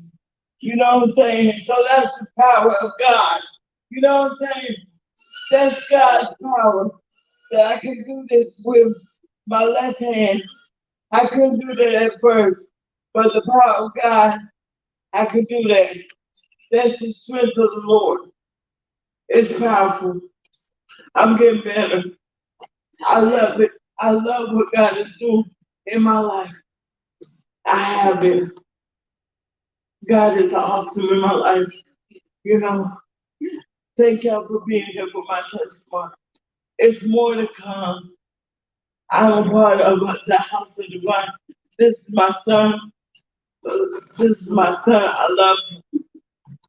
Because my son has really been not talking to me, my real son. And it's okay. I gave him to God. But God saw fit to bring my other son to me. And he's been there for me in the time that I needed him. You know what I'm saying? That's something that I need. You know, somebody to be there for me. At this time, for me, don't be the people to understand that you need somebody to be there.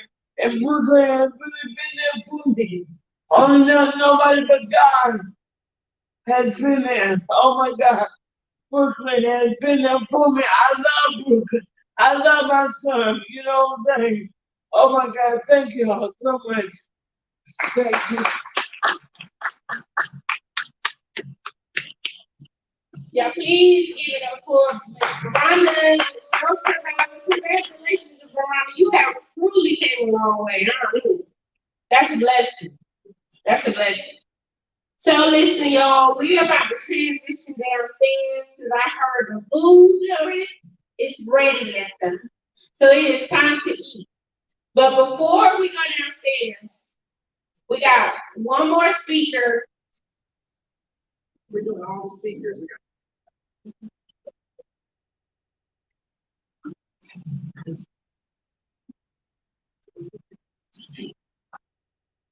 Latoya. Latoya, come on. Hold on. Okay.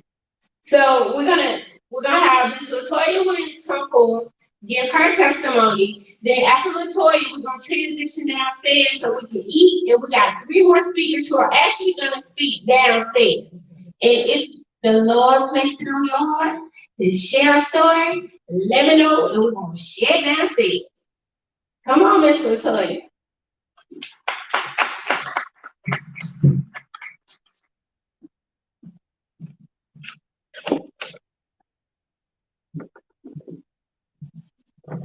Hello, everyone.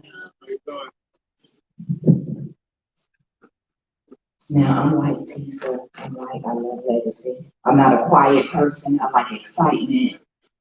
We are here today for one reason and one reason only, that is to first give God the glory. So even in this, he does not require silence. So put your hands together first to just give him the honor that he is due. And just like the elder, I was raised Baptist, turned Kojic, turned everything. So my foundation is Christ on so many different levels. So I give him the glory and the honor, and I won't be before you long. Just want to give you a little bit of my testimony and who I am. A lot of people don't know that domestic violence is not just between in a relationship, in a physical relationship, and in a relationship with someone that you are in your mate. So that domestic violence goes a little deeper than that. The definition of domestic is private. So any violence that is private is listed as domestic violence. And just like the last testimony, my domestic violence started from the womb. My mom was 16 when she had me. And because of that, I was raised by my grandparents. Living in that situation, and I'll make the long version short. Growing up, I was always a shapely young lady. So because I didn't have a relationship with my father, a lot of my domestic violence started in that situation. I don't feel like that I was looked at as a daughter. I don't feel like I was looked at, I didn't have that father-daughter type relationship because I felt like I was looked at as a piece of meat. And I'm going to be a little transparent with you today. A lot of the things that I'm going to say, it's going to be the first time that it's going to come out of my mouth because God has me in a healing process. So in my healing process, He's putting me in a place that I can speak those things because my story can heal somebody that needs to hear that one word.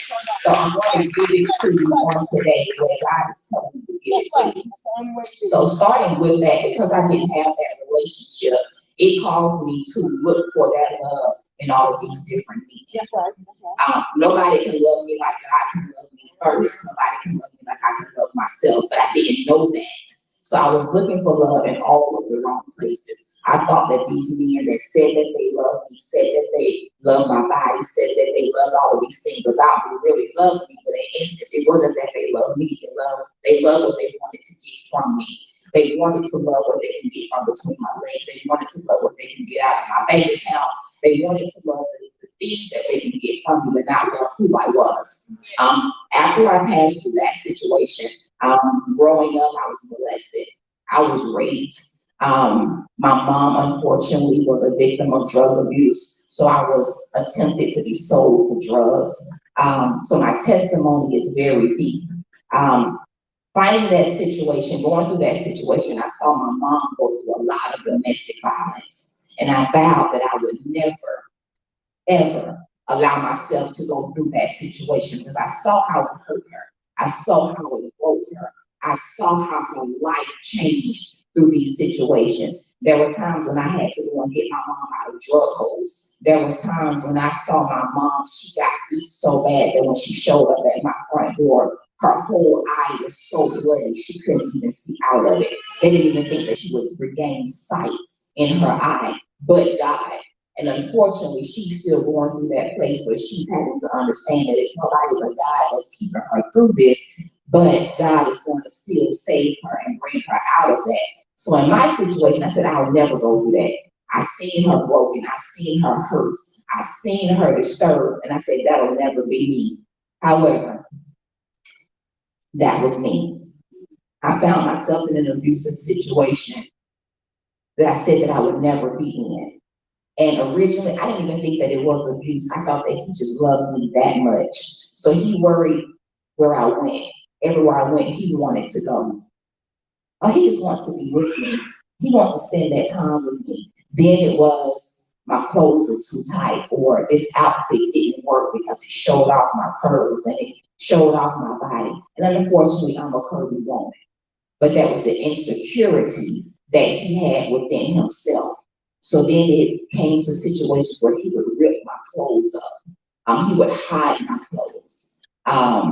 Then it turned into situations where if I didn't do something the way that he wanted it done, that it would become abusive. Never had I allowed a man to put their hands on me.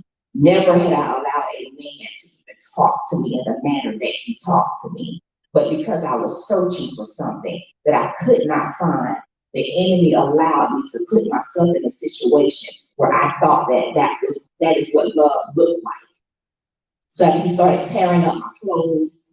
He started putting his hands on me. I remember one day there was a really bad altercation, and he grabbed me by my arm so hard and held it so tight that I had a bruise on this whole side of my arm. At that moment, I knew that I had to get out of that situation. Now, God, even when we go through these things and we put ourselves in situations, when we cry out to God and ask him to fix it, and remove ourselves out of that situation, please know, as long as you move yourself out of that situation, God is going to do it. I said, God, this is not me. I've never been in this situation. I watched my mom go through this. I vowed that I would never allow myself to go through this again. And after watching what she went through, I never wanted to go through that situation again. One day I was at home and my son, so first, thank you, BG, who was my sister. I love Legacy. He was my brother, my father, mother. So this is my family through my ex-husband, but we're all still connected. I saw my son, who was their nephew, grandson, brought me some keys because he also had a key to my house. So he would pop up in the middle of the night and I'd wake up and he would just be there because he wanted to make sure that nobody was at my house, that I was where I said that I was. And my son brought me some keys. And I said, Cam, where did you get these keys from? He said, they were on the side of the bed. I said, okay. So I called him. I said, you left your keys. I said, they fell out of your pocket. And he was like, I didn't leave my keys. You took my keys. I said, no, I didn't. I said, the keys fell out of your pocket. And he said, so 2 keys just fell out of my pocket. I said, yes, 2 keys fell out of your pocket. And then after the fact, God said, no, I removed those keys out of his pocket because it is time for you to get out of that situation. So even in that, I said, thank you, Lord. And when I opened my eyes and I said, okay, I get these keys back, I changed my locks because I didn't know he had copies. I changed my locks. And from that point forward, I took my life back. But even in that, I had to go through it because now it allows me to reach back to some young woman that's going through, who thinks that is how life is supposed to be, who thinks that is what love looks like. And I can stand before them and tell them on today that, sweetheart, that's not what you deserve. That is not what love looks like. If love hurts, if love breaks, if love has a picture of violence, of abuse, if your love is shown to you by bruises on your body, rings around your eyes, that is not what love looks like. And you can't come out of that and not just come out of it, you can come out of it whole, you can come out of it complete, and you can come out of it healed. Because you do not have to carry the scars of what you went through in that situation. Those are only your scars, your battle scars, to let you know that you are not a victim, but you are a victor, and you are victorious because you made it out. So many people went through these situations and did not make it out. So many victims of domestic violence did not make it out. But we sit here on today as victorious because we all made it out. Whether you think that you are still in it, whether you think that you can't make it out, I stand here on today letting you know that you can make it out. As she said earlier, you don't have to be a product of what you came out of. Your future is only dictated by the steps that you take. And if God is your director, allow him to direct your footsteps into the direction that he would have for you to go. Statistics say I'm not supposed to be standing here today. The statistics say that with the lifestyle that I was raised in, my mom was on drugs, my dad wasn't there. She was 16 when she had me. I was a victim of molestation. I was a victim of rape. My mom ran one of the biggest drug houses in Thomasville Heights projects off of Moreland Avenue. The things that I've seen, the things that I've gone through, the society states that I'm not supposed to be standing here today. But not only do I stand here as an example of what it looks like to come out on the other side. So in my standing, I've written 2 books. I wrote a book called Blessed Rejection. And in this book, I talk about different types of rejection. I talk about family rejection. I talk about relationship rejection. I talk about society rejection. I talk about different types of rejection through my life. And I talk about how in that rejection, the ultimate and the greatest reward of coming out of all of that rejection was greatness. Because no matter what type of rejection you go through, no matter what type of things you face throughout your life, you can come out, you can overcome, you can be a victor in the situations that you're in. So don't ever think that you've been counted out. Don't ever think that he has turned his back on you, because he tells us in his word that he'll never leave us and he'll never forsake us. So just know that even when times look hard, even when you don't know which way to go, he's always right there, walking with you, talking with you. And when you can't walk for yourself, he is there to pick you up and carry you through. So just know that even though it may look like, it doesn't have to stay like. Be blessed. Oh, wow. Oh. Wait a minute, Latoya. We need you to tell us how to find you these books, and this story is so much deeper. So somebody needs to reach out to this. Tell us. Thank you. You can find me on social media under Latoya Williams. You can find me on social media under Make Me a Gym. You can find me under Gyms and Gents Coaching Corner. I have a nonprofit organization where I mentor and coach youth between the ages of 12 to 18, letting them know that despite what it looks like again, you can't come out. There is victory on the other side of this despair. So I mentor our youth because they are our foundation. You can find me anywhere. My website is makemeagym.com. You can find my t-shirts as well as my books, because I also have a t-shirt line. My theme for my t-shirt line is gracefully broken, strategically put together, because even when we're broken, God will break you so that he can put you together for his good. So just look for me on social media. Thank you. Oh, right. Yeah. That's powerful. That's powerful. So, Latoya, I hope you're going upstairs. I got questions. Okay. So listen, y'all. We actually only got 2 speakers, and one we got 2 right? Yeah, Tony and what? Robert, right? Okay. So what we're gonna do is go ahead and finish up here and go downstairs and do networking, talking, because I want to ask questions. I know I got questions. You know I got questions. I gotta holler at you. And anybody else who really want to say something, please let me know. Raise your hand. We're gonna finish it off. We're gonna go eat, fellowship, network, and music. Yeah. So Robin, you going in? Did I say name right? Ah, bless his name.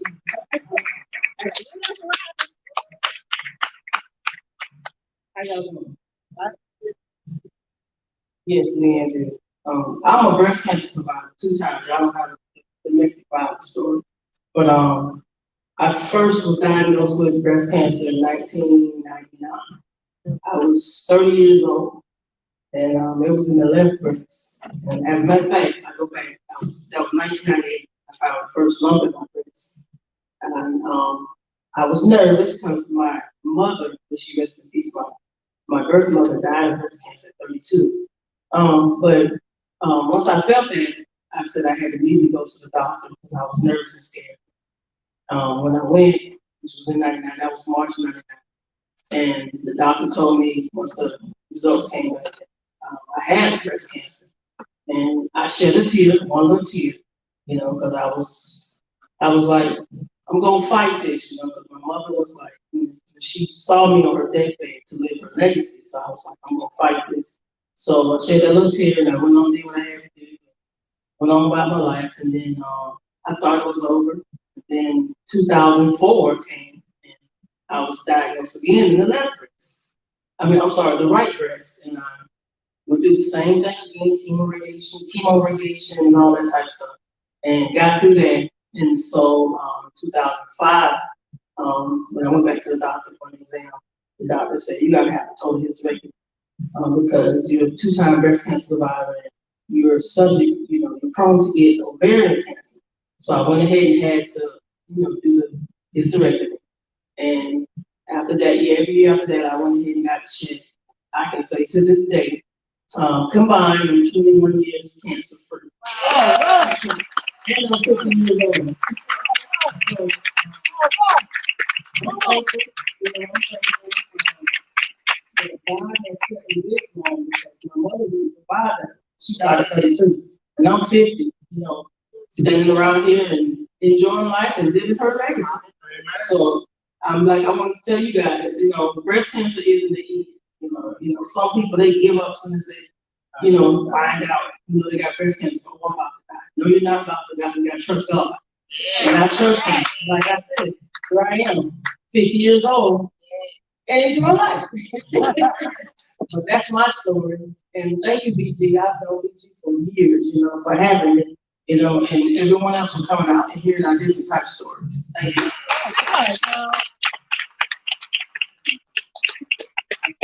Oh, wow, that's powerful. So what if somebody got some questions? Can they reach out to you somewhere? My mama just, I need you to tell my mama what you just told me. I would tell your mother. Thank you. But I'm on Facebook. Everybody knows me as Robin Jeans to be. I don't have no books or of that nature. I'm just gonna tell you like this. You can get my cell number. I can reach out to you. Like I said, I'll talk to your mom. It's no problem. But that's how you can reach me. And I'm on Instagram, Skater Girl, because I like to skate. I used to like to skate. Skater Girl. That's my Instagram. Yeah. You don't have a book yet, but it's on the way. Because my mom just had a biopsy, and everybody told her she was dying. And I'm like, how you dying when ain't nobody had breast cancer? But I was like, God, I need somebody who can talk to her and tell her, no, you're not dying, you're living. Yes. But do that thing, Jesus. Thank you, Lord. Won't it do? All because of amazing Alice BG promotions. Come on, yes, collaboration, y'all. Okay, come to the stage. No, we don't say stage in church. Come to the platform. See, my holy mind likes to act up. Well, excuse me, my secular mind acts up with the holy mind. The holy mind say, nope, get it right. Come on, Tony. Y'all, he got to tell you about what he has going on. Amazing Alice, I need you to know him. He needs to know you. Because y'all need to connect. And something about us, because I'm telling you, ever since he came in the building, his smile just caught my attention. You don't know him? Well, I'm about to know. I'm what you say? Hey, go to somebody else. You can talk to him. Amen.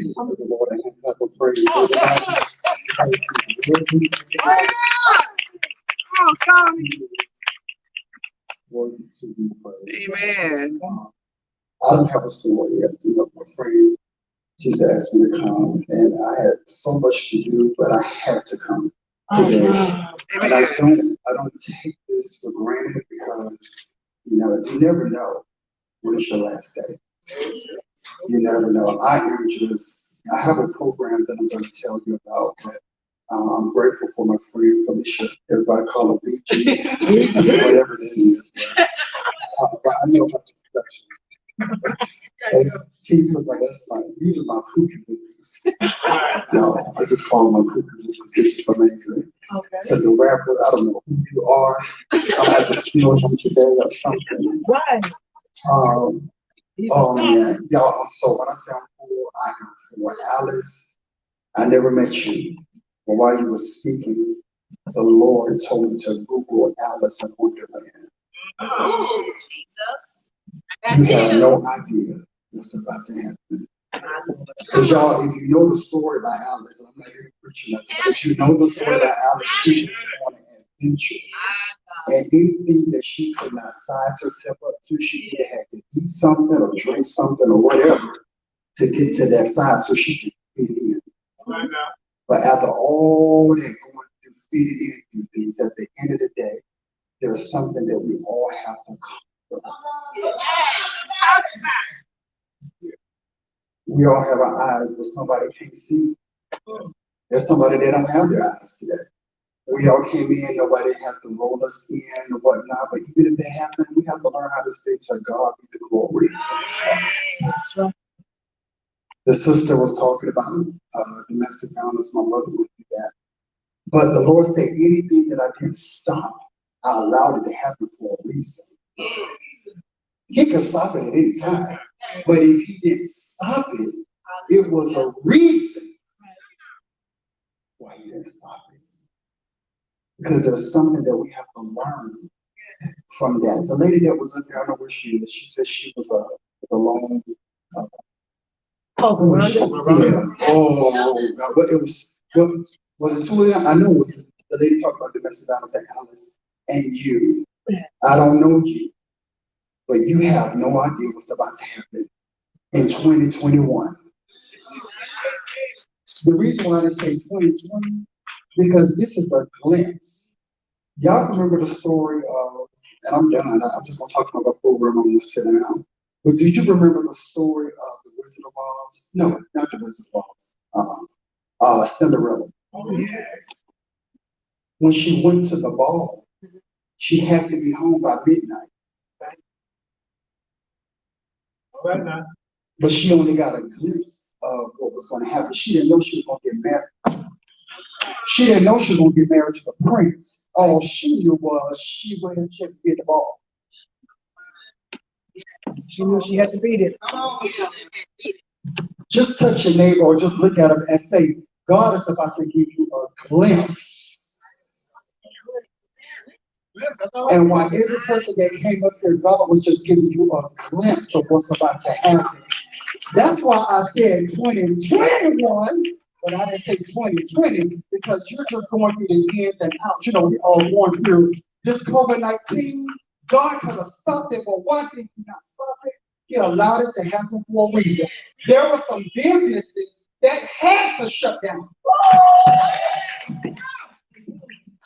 There were some people that had to die. It didn't mean that it wasn't saved. It didn't mean they didn't have a relationship with God.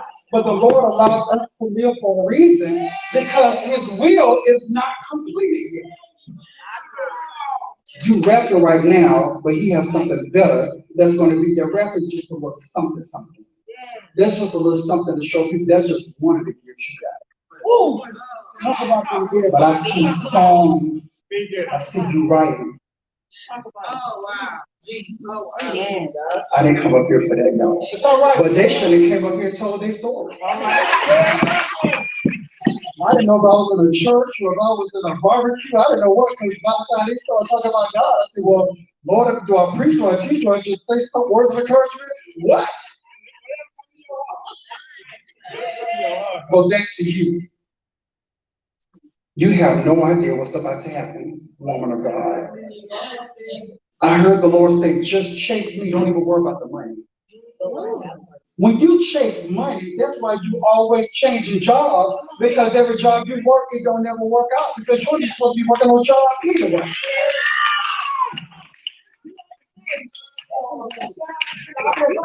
Just give me 1 minute. Your vision is so big, you got to hire people to get it done. And the ones that couldn't start with you at the beginning, because you was telling them so much, I'm still prophesying you, but and I don't know if prophesying, but the vision is so huge that the people that started with you, young people, they couldn't end with you, because the vision was so big when you was trying to tell them what you saw, they choked off the vision.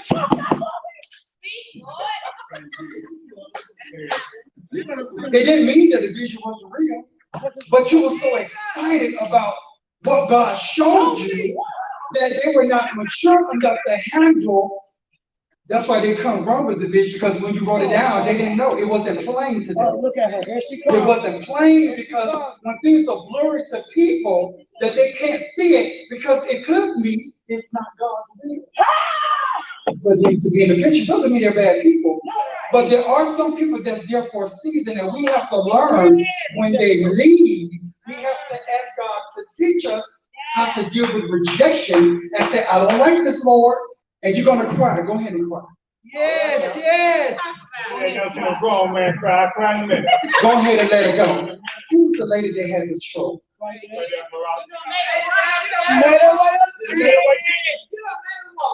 Sweetheart, God said, I can trust you. Yes. I never understood why people had certain deficiencies. All right now. And I used to ask God, why? Why is why? Yes. Why? Y'all know Ray Charles, he blind, we can play that now. So I asked God, well, why is he blind? Why you just come and see? When people have certain things like their deficiencies, he said, I can trust them. All right now. But then that doesn't make any sense. Well, why would you trust somebody that's blind or trust it? I'm done, y'all. I'll tell you about the program later. But anybody that's blind or can't, or can't walk or whatever, why would you allow them to still go forward? He said, because if they're still living, I can trust them. If I allow them to live and still operate in my will, it's only because I can trust them. Yes. And when they die, that means they fulfill what I called them to do. I don't care how many times and I ain't done with you. I don't care how many times that we wear these masks. If it's time to go, when God said your time is up, your time is up. With your Gucci mask and your whatever you got, looking gorgeous. When he said your time is up, your time is up. I have no fear, because the real thing is, did I do what he's called me to do?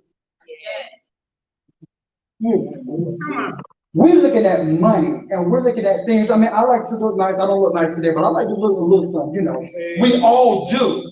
But those things are going to pass away. All the time. Man. When you die, we're not connecting a 5-bedroom house to your casket, your car, your money, your children. None of that. Have you ever seen it before? Because when you die, you're born by yourself. So the thing is, did I do what God has called me to do? Somebody is going to die. They're going to leave you something. I'm done with you. That's it. My program. Right now. The domestic violence lady. I don't know who you are, but God's going to do something awesome. I'm talking about also, I see you doing like single ministries, and I see you doing so many seminars and setting up certain things, and people are just gonna start cash apping, and they're gonna start selling you. My last thing, y'all, if you're working a job and it seems like every time you wake up and you keep saying, oh God, here we go again.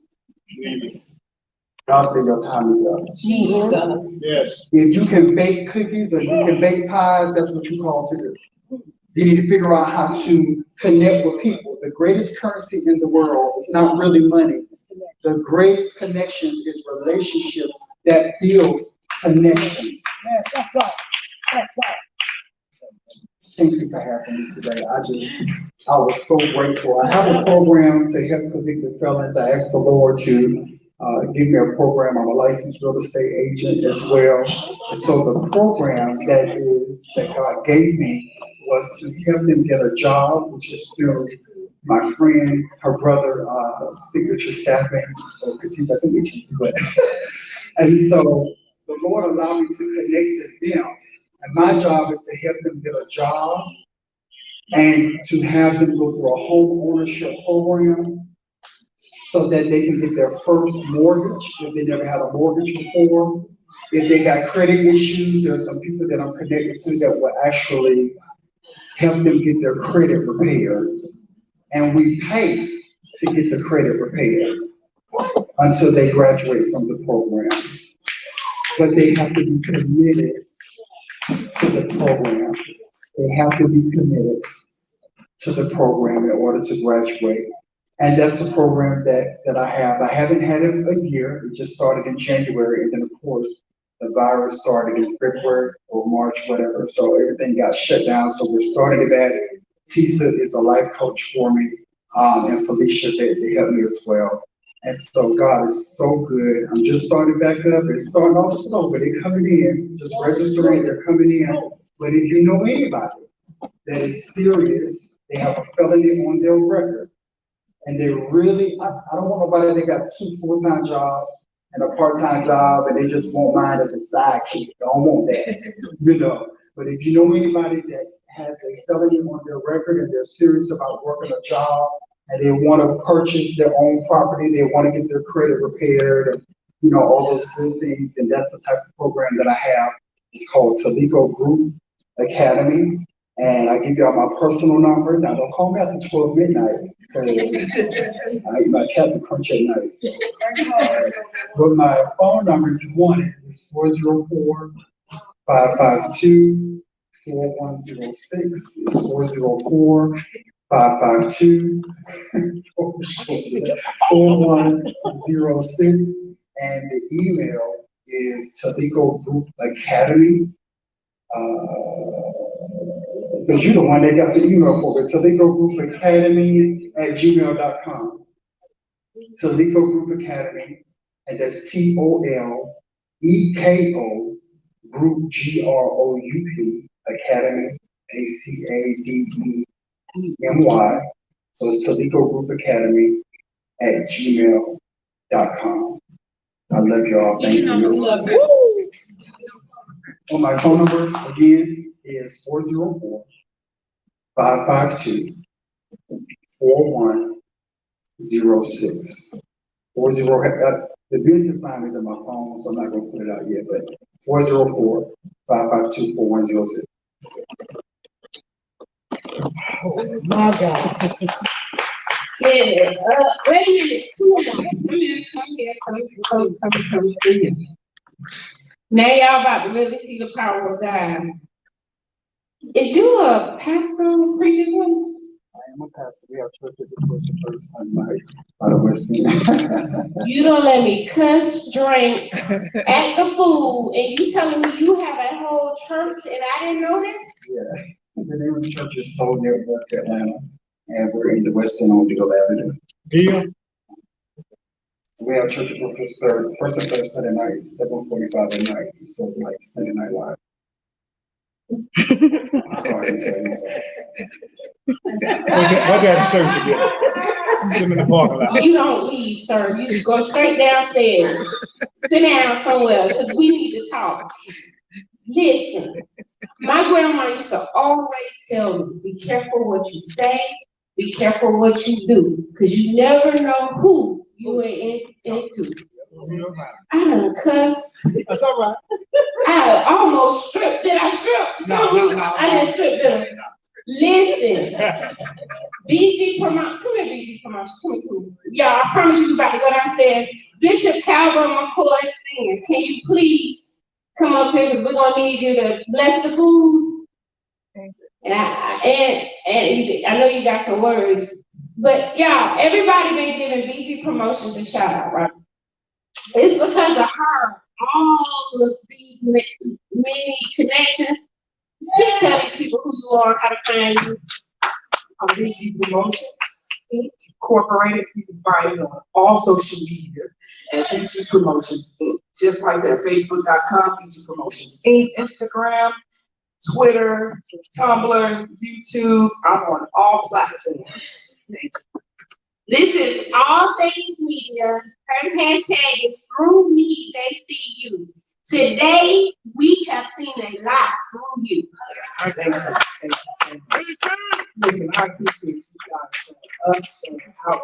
This place is packed. This is what I call packed. All right. You understand? Just before you guys do the pandemic, we've had a lot of followers online watching this. This is incredible. I have many clients. There's a young guy. I'm going to introduce you to Alice. He is I'm talking about a young entrepreneur coming up. I want to make note of him. He's a chef. And he's going to be also introduced to the. Wait, here? Yes, he's here. Come on down, Jim. Oh, Joe. Oh, yeah, you don't sit in the back. Wait a minute.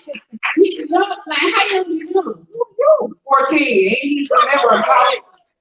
He's a member of Tomorrow Deliverance Center, which is headed by Bishop Calvin, Dr. Bishop Calvin McCoy Jr., which is also underneath my dad. Come on up, Jody. Introduce the world to you, and you're right here. Come on this side.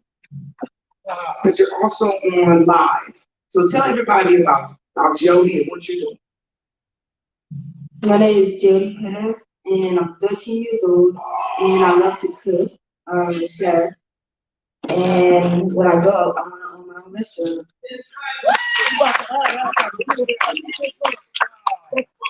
Before you get right, I ain't no profit. But before you get wrong, you get the restaurant. What can we find you at least get a piece of meat or a piece of something? Wait, your mama here, mama, can we? Come on, mama. Come on, mama. Can we get a piece of meat or something? Just we need to create and for this young man to cook. Come on, mama. You got to find me on Instagram and Come on, mama. This is all amazing now. Amazing. You want to say something Wow. else? Yes. Yes. Hi, my name is Shakira Shelton, and Jody has been cooking for a long time. My mom is a chef, so he always inspired to be like a chef. He loved watching Junior Chef. He and my mom are supposed to be doing like a cookbook or whatever. When she comes down here, she's still back up. So yeah, I just kind of push him to, cook. He loves to cook. Like he'll cook every day. My address is. Y'all know what I'm saying? Okay, we're gonna talk more downstairs.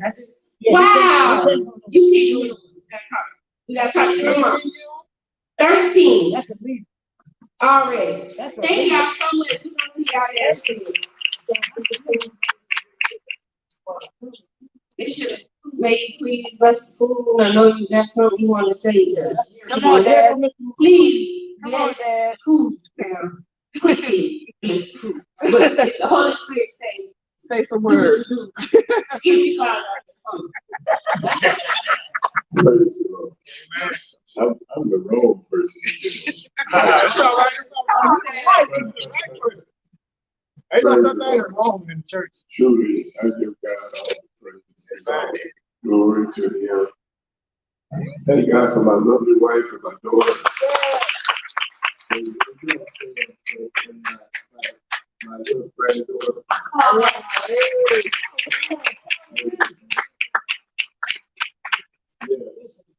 Yes, I had a story. I've been shot, stabbed, All right. Yes, now. sir. Same boat. drove off a cliff, Yeah. looked over 7 times, been around 15 times. I'm a miracle child. Oh my God. I'm a miracle child. Died on the operation table. Dead for a little while. Doctor went out and told my family I was gone. Nurses kept on working with me. And the Lord saw fit to bring me back. All right. Now. Sometimes God got a job for you. And everyone that has went through a dramatic life is here because God got a job for them. We can't get away from our destiny. So many people just trying their best to get away from what God has in store for them. And sometimes God has to let you go through something in order to get your attention. Because you're not paying attention to what God wants you to do. So He has a way of stopping you dead in your tracks. And ain't nothing you can do about it. So it's best to just come subject to what God wants and allow Him to guide you and lead you and direct your life. Because if you really think about it, everyone in here belongs to God. Amen. Nobody brought themselves into this world. If it wasn't for God bringing you in this world for His purpose, you wouldn't be here. All right now. But a lot of us came into this world and got into our own thing. That's why I ended up being shot. That's why I ended up going off a cliff. That's why I ended up stabbed. And that's why I ended up dead on the operating table. Because God had work for me to do and wanted to make sure that I was going to do His will and not my will. All right, now. Everybody standing. Thank God for the artist, my son, and my other lovely daughter, Felicia. All right, now. Oh, righteous Father, Lord, we thank you for the food that they are about to eat. Lord, we ask you to bless this food, sanctify it, purify it. Don't let it cause no aches and no pains. Let it be a nourishment and a healing to the body. Lord, this we ask in your name, Jesus. Thank God. Everybody repeat after me. All our ways. All our ways. Acknowledge him. Acknowledge him. He shall. He shall. Direct our path. Direct our path. Jesus wept. Jesus wept. St. John. St. John. 11:35. 11:35. Amen. Amen. Thank you, Bishop. That was fabulous. I'm coming to your church. That was fabulous. So now we're gonna transition downstairs. But we have some business owners in the house. I need y'all downstairs because we need to hear about. We got a masseuse in the house with her mama. I need you downstairs. I'm gonna let you go first, Melissa. I know you got businesses. I need you downstairs. I need you to do a shout out. Any other business owners in here? I don't care if you. We need you downstairs. We're gonna talk about it. Even if you don't think little show, even if it's not a full platform, I need you downstairs so we can go into the business segment of